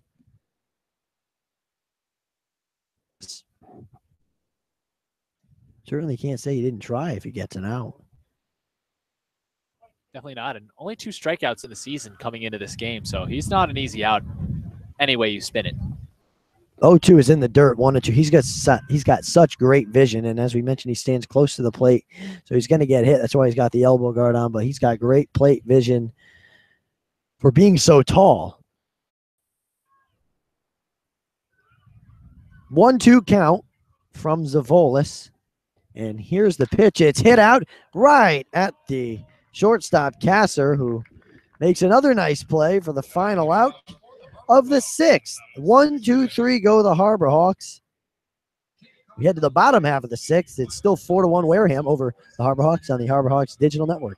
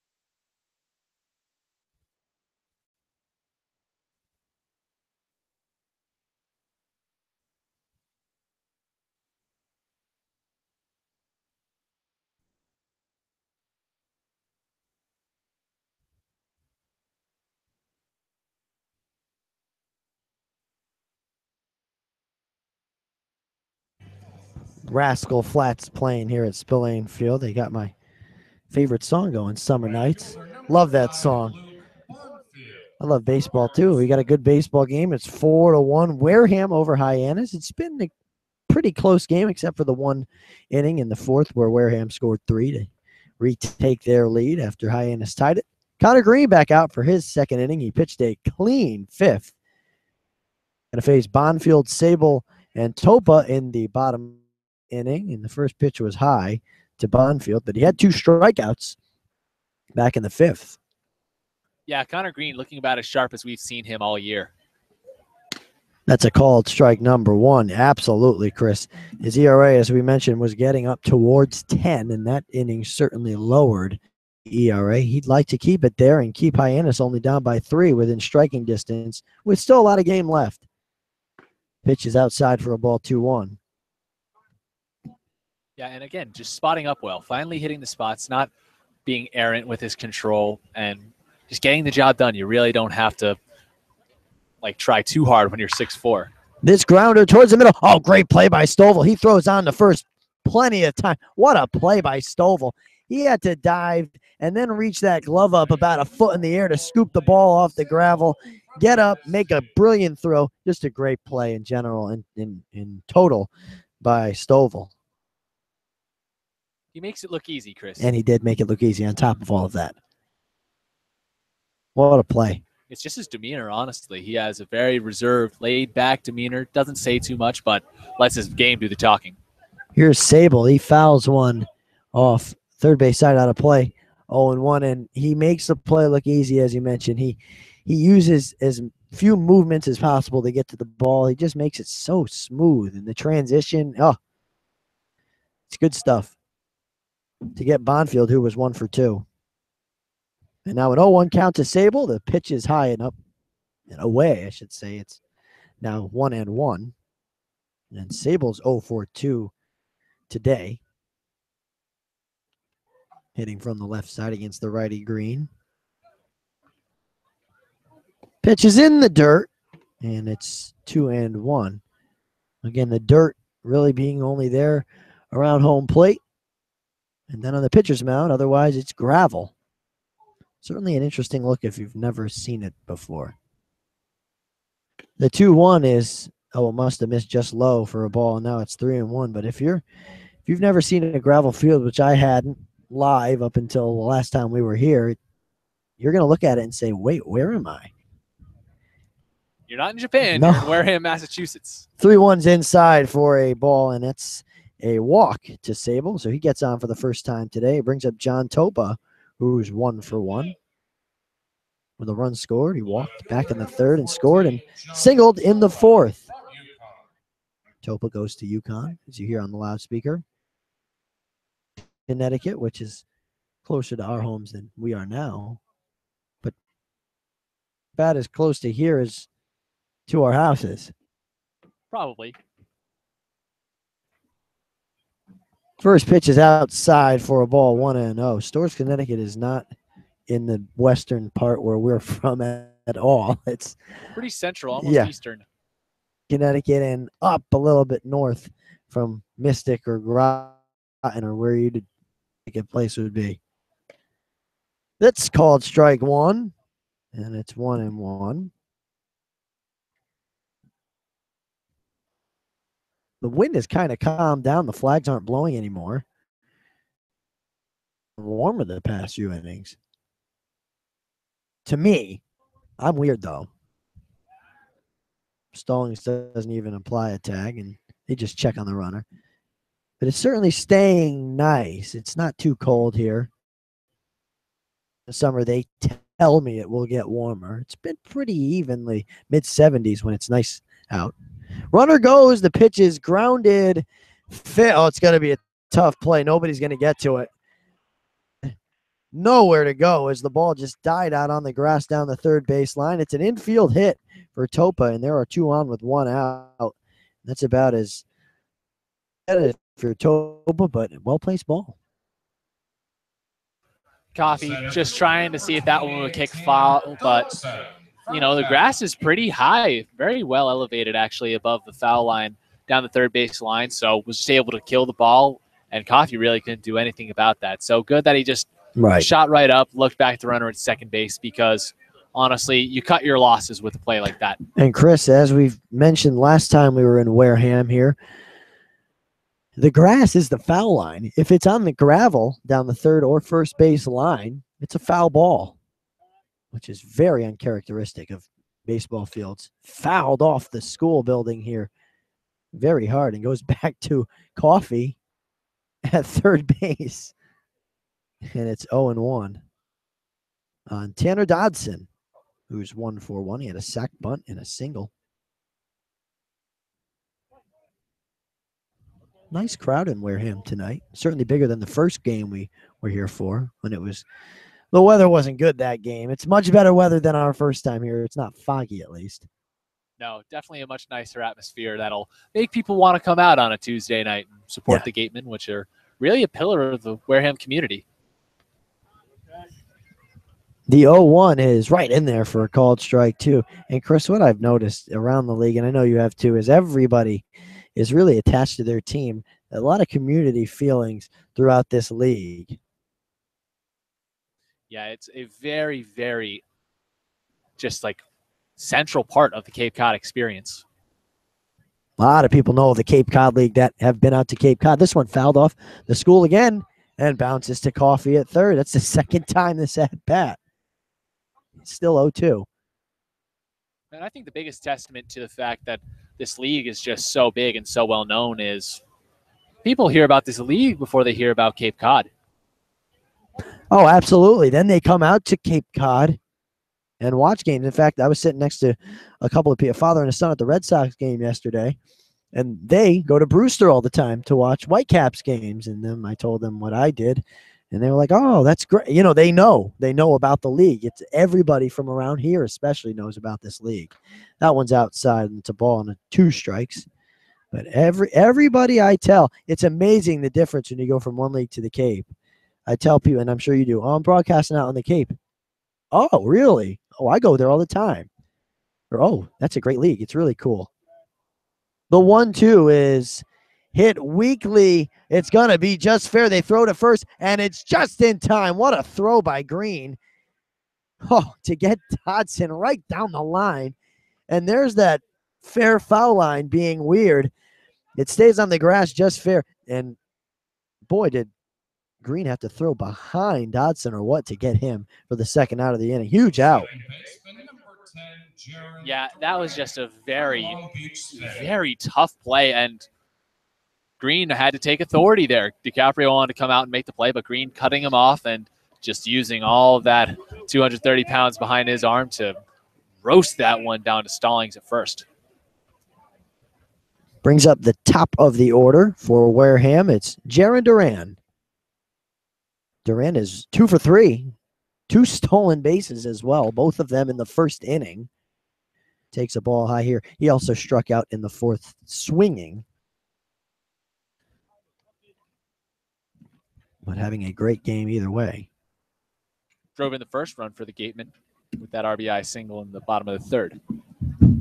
Green deals the 1-0 right in there for called strike 1. It's even at 1-1. And Green has had another good inning. I think he had the walk to Sable, but the single by Topa was a squibber of an infield single. He got the ground ball he wanted. It was just too weak of contact. And he's really looked great in his outing today, in my opinion. Yeah, Topa 2 for 3 with the walk. Ground ball towards second. Low bounce. Proctor's got it in time to first. And another scoreless inning for Green. And he's really settled in to this season. I can tell from this game alone. We'll head to the 7th inning already. It's 4-1 Wareham on the Harbor Hawks Digital Network.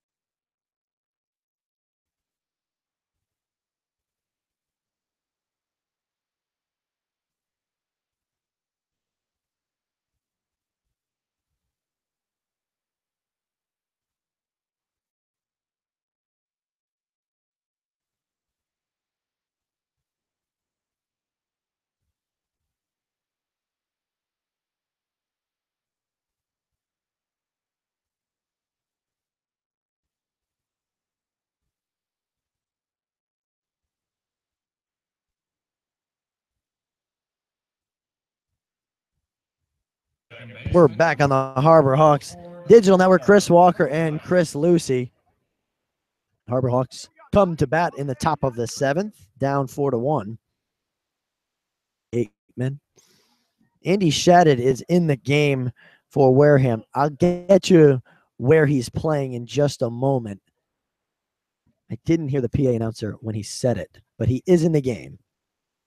And if I were going to guess, I'd say he was in one of the outfield positions because that's just where he's been playing. It's uniform on out there. First pitch to Ford Proctor is a ball low and in, 1-0. So it doesn't look like he's in right. Looks like Bonfield in right still, as he's got a little dirt on that jersey. Pitch is popped up foul off the top of the school and out of play, and it's 1-1. The left fielder, Topa, has left the game as his pants are dirty. Center field. You have a clean sheet out in center field, and center field is where he's most comfortable. Another ball fouled off. I don't know where it is. Us. Oh, it's over the school and out of play. Now 2 strikes. Now they're getting tough to see. I just don't want it to drop in on our heads. They're both coming, both foul balls coming this way. 1-2 on Proctor. Proctor is 0 for 1. Had a ground out, was hit by a pitch in the 4th. This one is hit very softly in front of home plate. The throw from McIver just in time. The catcher, McIver, made a nice throw over to Sable to get Proctor, and there's one away. Number 25, Brant Stalling from Georgia Tech. The lack of a foul line just up the primary part of the lines is really just confusing, as you have to wait a little bit before people can actually see if the ball's going to go foul or fair. From Iowa. Robert Newstrom is the pinch hitter. He's going to hit for Stallings. Stallings had a great day, 1 for 2 with an RBI. He drove in the only run of this ball game for Hyannis. So Newstrom gets a partial day off now, and why not give him some swings? This team needs a jolt. Down by 3, only with 8 outs to play with now. It's been a fun game, though. Oh, yeah. Moved along pretty nicely. First pitch is an off-speed strike called. 0-1 on the new batter, Newstrom, who we talked about earlier. He's just having a great year. Makes it a little bit intriguing as to where he'll be in the field when he comes back. You wonder if they'll take out Olenek or move him to first base. Pitch is grounded towards first, right to Sable, who steps on the bag in time. That was a hard hit ball, but right at the first baseman, and it's a 3 unassisted. And there are 2 away for Reed Leonard. Like Leonard will be pinch hit for, it's going to be Daniel Robinson stepping in. So he gets only a partial day off as well. Well, Daniel Robinson isn't the kind of guy you want to leave out of consideration for too long. Batting .342 on the CCBL season, 12 games, 38 at bats. He's someone that has just been a consistent source of offense for the Harbor Hawks, even when early on in the season the offense just was not there.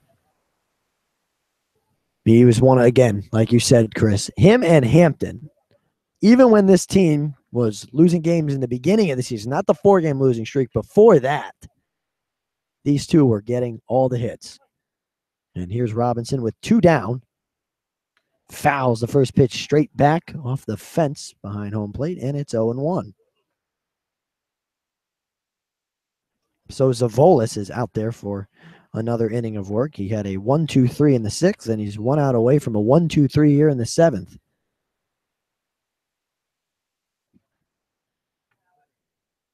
And the righty back on the mound. He took a step off. Massachusetts native. 0-1 is swung on and missed, strike 2. And 1 strike away from another 1-2-3 is the Harvard righty.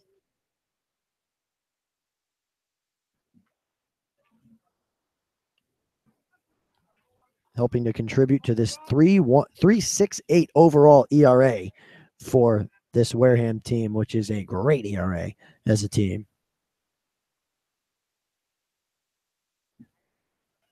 If you're in the 3s, you're sitting pretty. And they'll go even lower if this 4-1 result holds. Absolutely.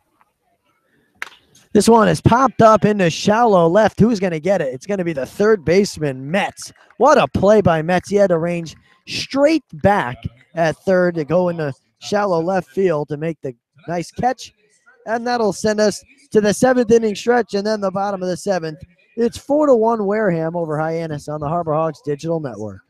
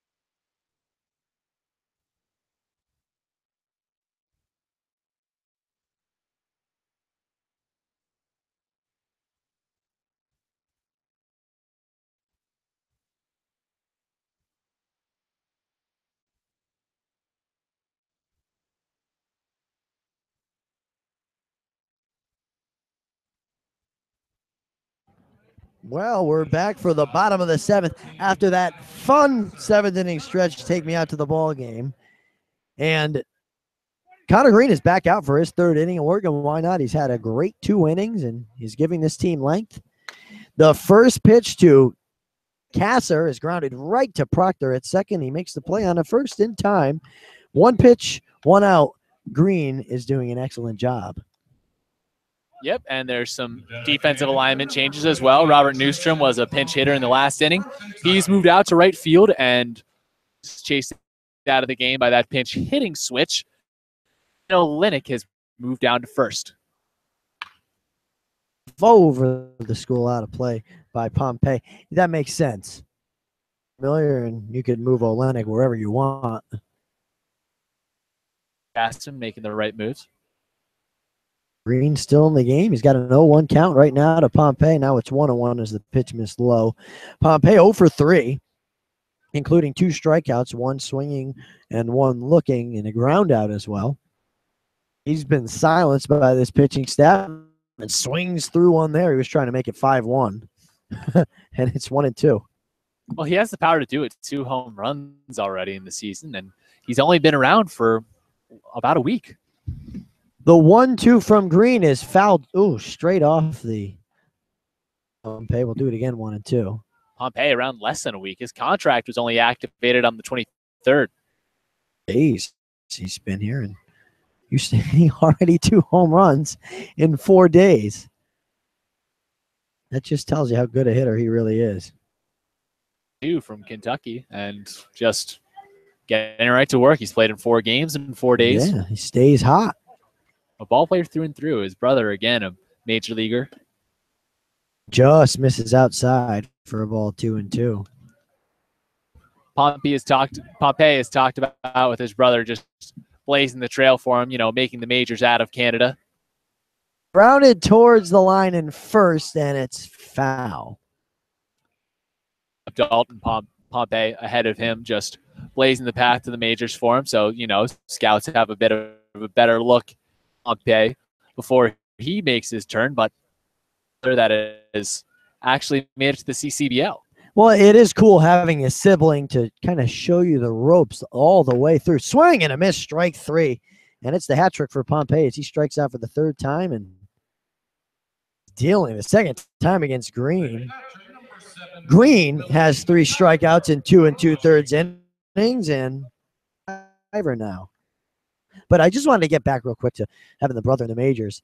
It just must be so cool to have somebody already show you how everything works and show you this is what it really takes and this is how hard you have to work to get to where you want to be. Gives you a lot of hope that you can do it too. Absolutely. This one popped up into foul territory, first base side. Does Olenek have a play? He does. And silently, Wareham Gatemen here in the bottom of the 7th without a whimper against Green. Green has pitched 3 great innings, and it's still 4-1 Wareham. We'll go to the 8th on the Harbor Hawks Digital Network.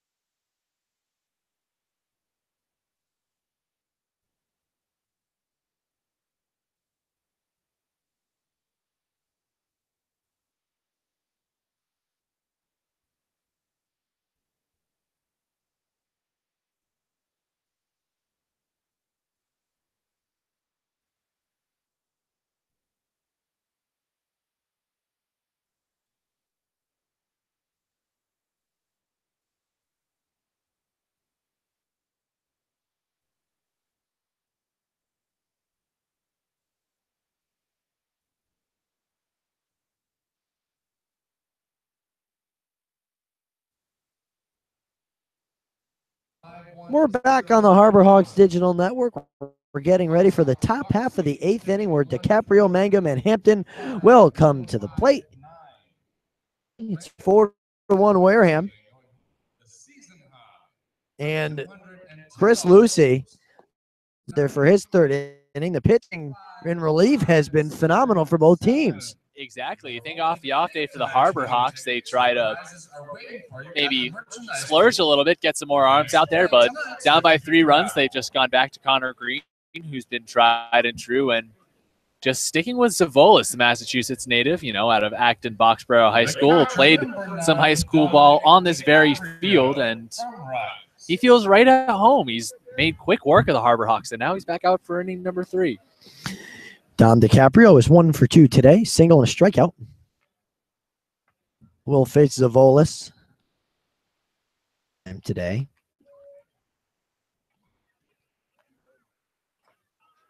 First pitch is grounded foul right towards the Harbor Hawks dugout weakly. It's 0-1. Another hit today for DiCaprio. He's going to put himself in the lineup a lot more and higher up in the lineup at that if he continues to hit. Like DiCaprio would be a welcome change for Coach Gassman. Foul tipped into the glove of McIver, and now it's 0-2. Figure out where Shadid is playing. Center field. There you go, center field. Good. Now we know. It's 0-2 to DiCaprio. And Zavolis in the windup gets ready, and here's the pitch. And it's fouled off just a tip off the glove of McIver. Well,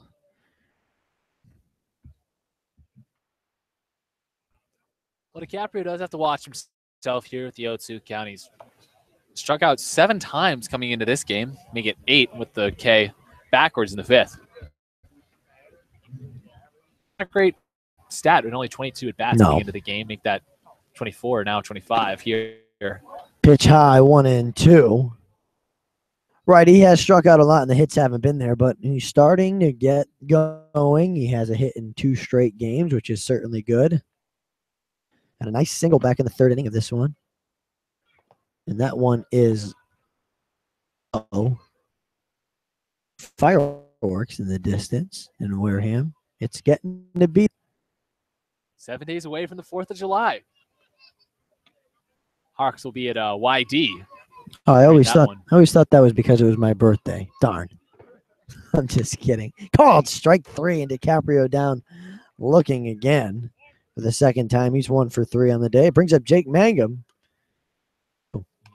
DiCaprio brought the bat over his head in disgust after just taking that strike 3 call. And, you know, a big guy like DiCaprio, I was almost halfway hoping we'd see the Bo Jackson over the knee, see if he can one-time it. If I was hitting as poorly as he had been, probably wouldn't have done it, but I would have tried it by now. First pitch to Mangum is it's 1-0. I don't know where it missed, but it did. Well, now he's back on the left-hand side of the plate. Goodness for Mangum now. 1 away here in the 8th. Swing and a miss. It's 1-1. Down by 3 to the Wareham Gatemen, who are 5-8. They're not playing like they're 5-8. Hawks.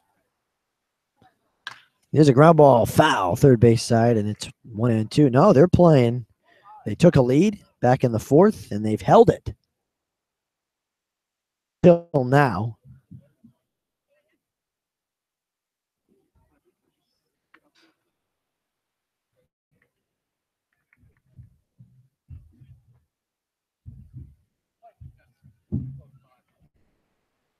So a 1-2 on the way to Mangum from Zavolis. And that's called strike 3, and there are 2 away. Both of them looking strikeouts, and it brings up Reese Hampton, who is 1 for 3 on the day as well. Well, Zavolis just really here as things get on here. It's a little bit cold, so you'd imagine it might be just a little bit tougher to kind of get the arm loosed up before you kind of get rolling. And now that Zavolis is rolling, he's hit his stride later in this game, and really the clock is ticking now. And his team, they only have 4 outs left. Reese Hampton back on the left side, and he takes a ball low with the righty on the mound. It makes sense to have Hampton go back to the left side.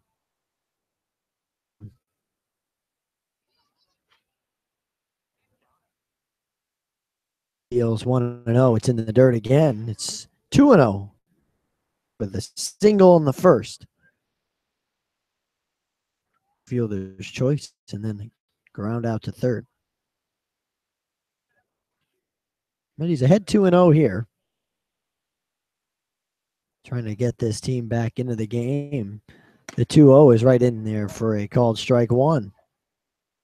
Well, it's around now that things a little bit, and as the West goes, Hyannis and Wareham are in the 4 and 5 respectively, and drop this game, they'll remain in 4th place because Wareham's 5 and 8, and Hyannis only dropped to 5 and 7 with a loss.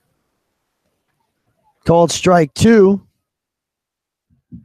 Count even at 2-2 to Hampton. Would be next. Loaded lineup now with Newstrom and Robinson in the lineup right now. Counted foul third base, and it's still 2-2. But I mean, it is the 8th inning. But if they started with this lineup, that's all the big guns out there. Coach Gassman doesn't want. He wants to get other players like Stallings, who had a good day, a chance to prove himself and get at bats and enough to play on this team as anybody else. That's true. And Stallings, for the most part, did impress, but Gaston also wants to pull out a win just a little bit. Strike 3 called. Hampton down looking. A 1-2-3 inning for Zavolis, and all 3 batters go down looking. That's how we end the top of the 8th. We'll head to the bottom of the same 8th inning. It's 4-1 Wareham over Hyannis on the Harbor Hawks Digital Network.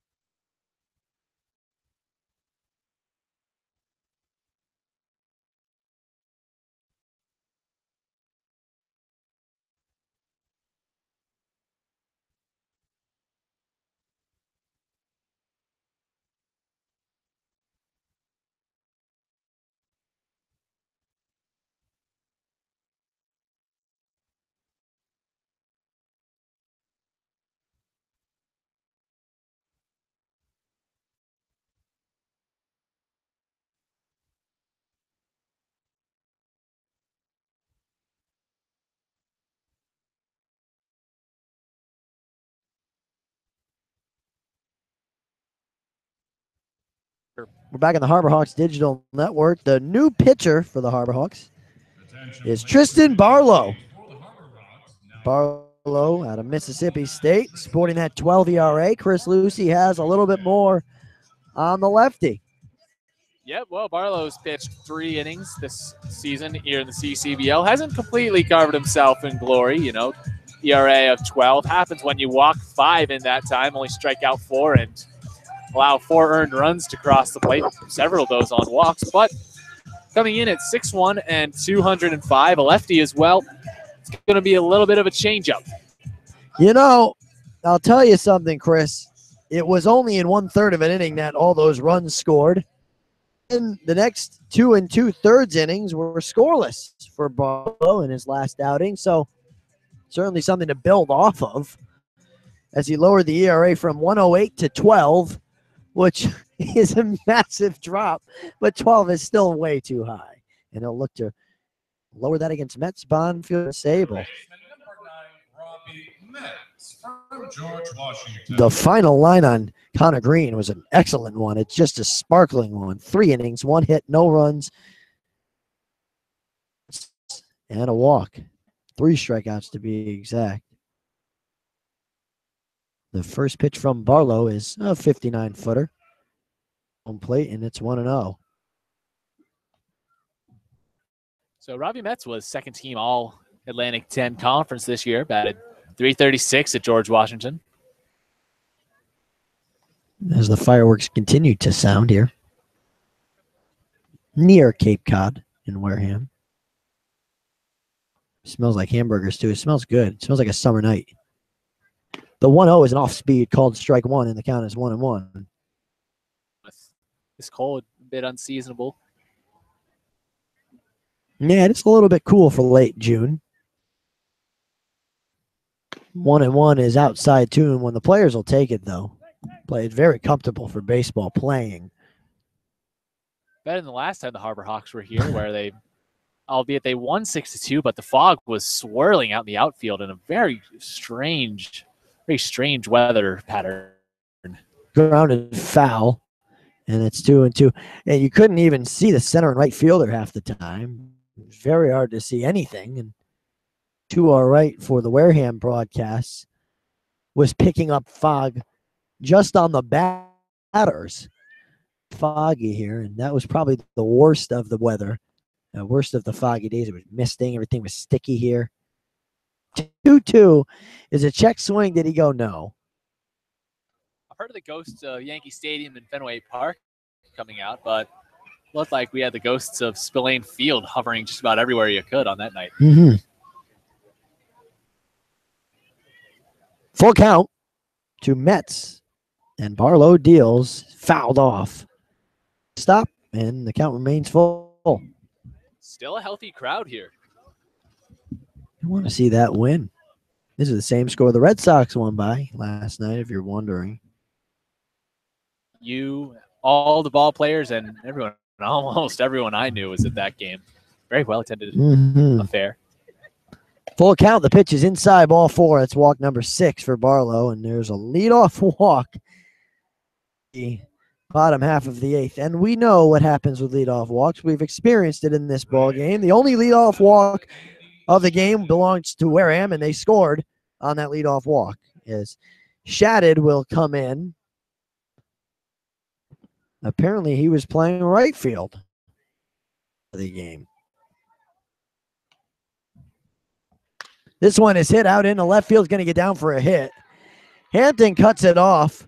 Moving to second is Metz. It's a no-out single. There are 2 on and nobody out for Wareham. Welcome sight for Barlow as faces 2 batters, puts them both on base. He's struggled with command. He's struggled with walking in runs. So he's not off to a good start. And by his track record, the Harbor Hawks really might be sweating out the rest of the 8th here.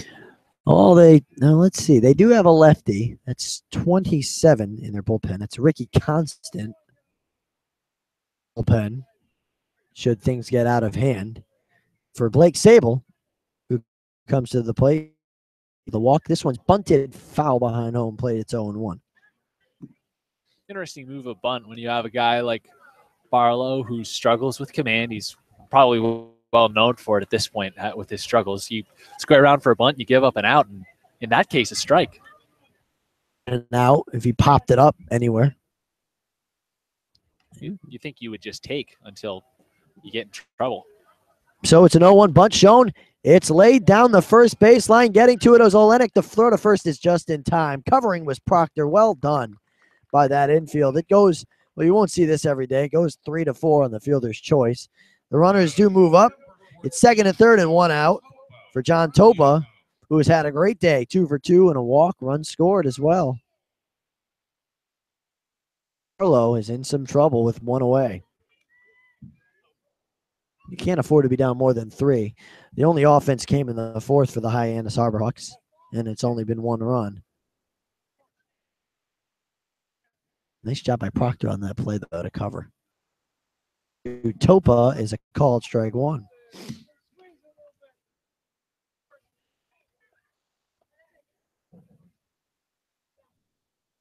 Coach Polk coming out of the dugout to bark instructions to Ford Proctor up the middle, who's on the infield grass. The 0-1 is outside and low. Even at 1 ball and 1 strike to the 8-hitter Topa. Fielders playing in here. Outfielders still back. 1-1 count. Stretch. Deals. Swing and a miss. That's a good fastball. He had something extra on that, and it's 1-2. That's a back to the wall fastball from Barlow, and he absolutely whizzed it past Topa. Count 1-2. This is a big pitch. Big spot in this game. The 1-2 is an off-speed pitch. It's outside, and it's even at 2 balls and 2 strikes.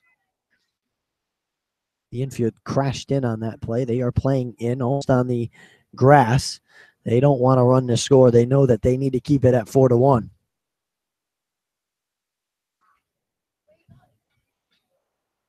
Two is in the dirt, and the count goes full. He's in danger of walking another man and loading the bases.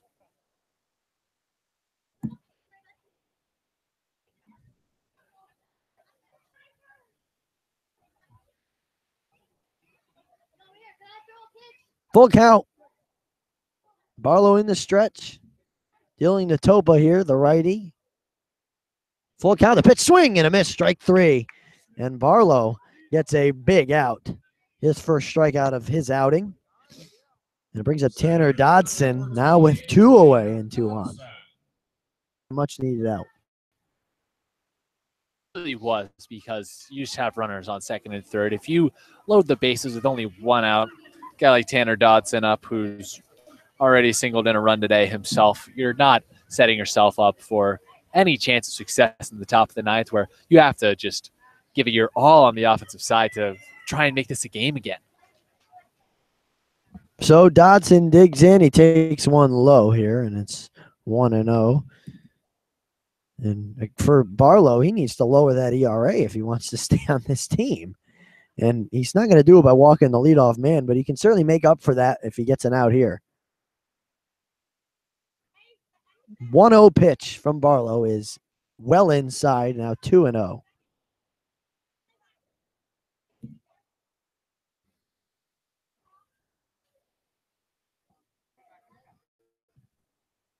Thinking about his next pitch with 2 on.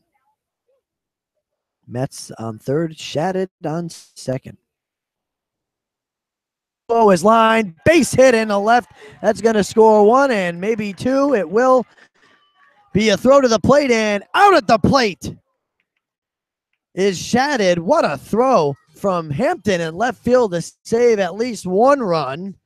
But the Gatemen do get 1 run. The leadoff walk comes back to haunt Barlow, but they do get Shattuck coming home for the final out of the inning. So 1 run in the bottom of the 8th. It makes it 5-1 Wareham over Hyannis, and we head to the top of the 9th. Last chance for the Harbor Hawks. Not an easy task. Well, we'll be back in just a moment on the Harbor Hawks Digital Network to find out if they can.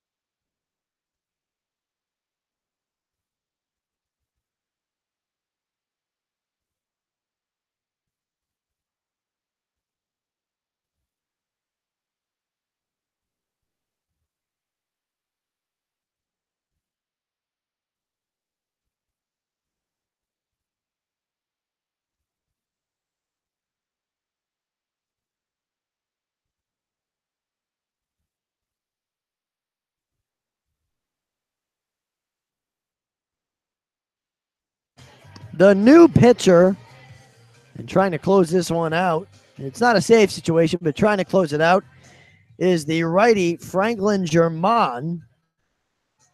Chris Lucy has more on him. Germán out of Lutz, Florida, 6'1", 195. University of North Florida going into his junior year this coming year. And he's appeared twice on the CCBL season, pitched an inning each time. 5 strikeouts to his name, only 2 hits. Also pitched against the Harbor Hawks on June 21st. Didn't allow a run, struck out 3. Very nice. Coffee, Stovall, and Olenek come up. Love Shack playing in the background just a minute ago. It's always a good one to play at a game. Oh, of course. Everybody knows that song. So Coffey's 0 for 3, looking for his first hit of the day. These Harbor Hawks are down 5-1, top of the ninth. Oh boy, does Germán deal heat. That's mid-90s right there, easily. And it's 1-0 as the pitch missed just a bit high. Shut the door on the Harbor Hawks several weeks ago. Days, I should say. Called strike 1 as it's 1-1. That's got to be at least 94.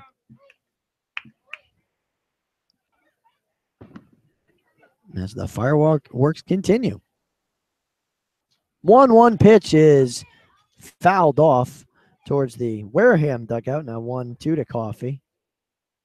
Some fireworks of their own if they want to come back in this one, Chris. It'll be a 1-2 to Coffey. Pitch is an off-speed curve, and it's fouled off hard. First base side, foul. Good swing for Coffey there. He was on top of that breaking ball. He probably was expecting it early on it. 1-2 pitch is a bouncer in the dirt in front of McIver, and now they count even at 2-2. Can't blame Coffey for coming in early when he gets an off-speed pitch, and he's just seen such heat from Germán. Swing and a miss, strike 3. Coffey's down on strikes for the first time today. And there's 1 out.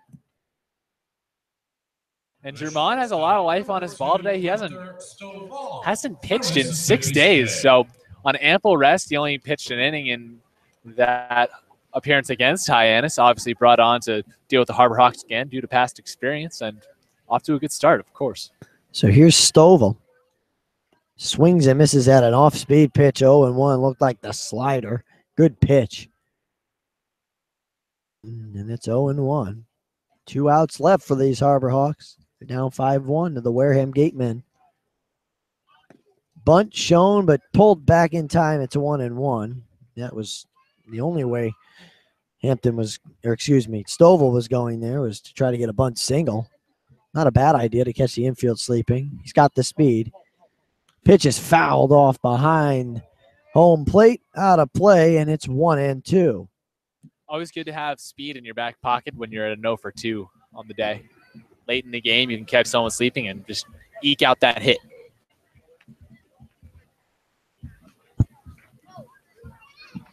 One-two pitch is grounded softly towards first. Oh, what a scoop by Sable. And he just steps on the bag in time for the second out. And it looks like they're going to pinch hit. Wow. Cole Murphy's going to hit for Ryan Olenek with 2 outs here in the ninth. Cole Murphy, one of the guys looking for his first hit. He's at an 0-4 right now with the Harbor Hawks.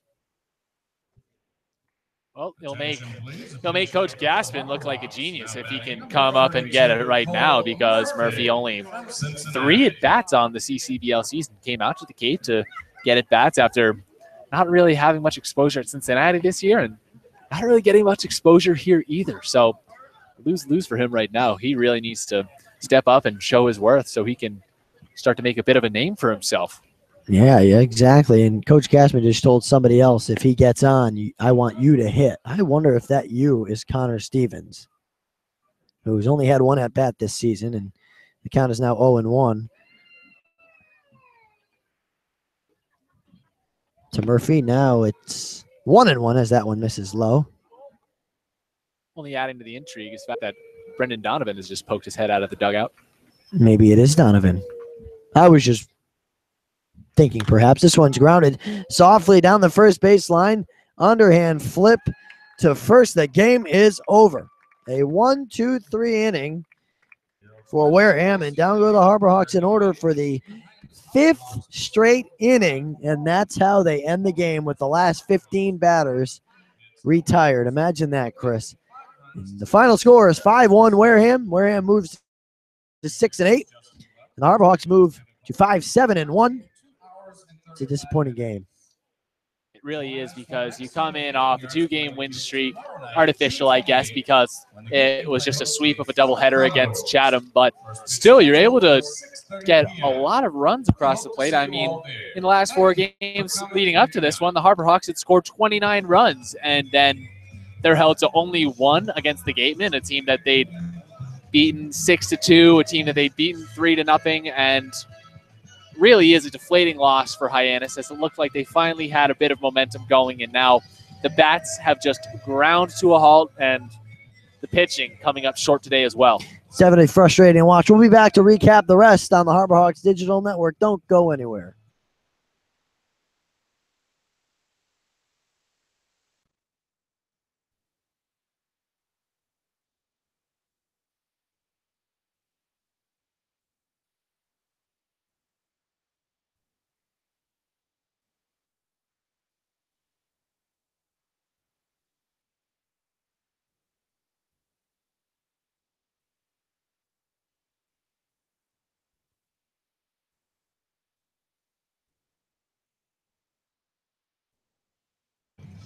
Welcome back on the Harbor Hawks Digital Network. Chris Walker and Chris Lucy here with you to recap the 5-1 loss for the Harbor Hawks to the Wareham Gatemen. And on a day where the Harbor Hawks were coming off an off day, had a rest, recharged. Even though the bats were going, they got to recharge. They recharged, but they came out dead. And only 1 run in 9 innings, and that 1 run came in the 4th inning. And it's a 5-1 loss. Yeah, you finally get that time to take a little bit of a respite. Guys were tired. The bullpen was incredibly taxed. Thankfully, the Harbor Hawks didn't really have to dip too deep into it today, but the bats really just left a lot to be desired, as they're only able to scrape 1 run across Brant Stallings, however, with the RBI single, showing that there's some life in his bat, and just really disappointing performances from some guys who came in hot.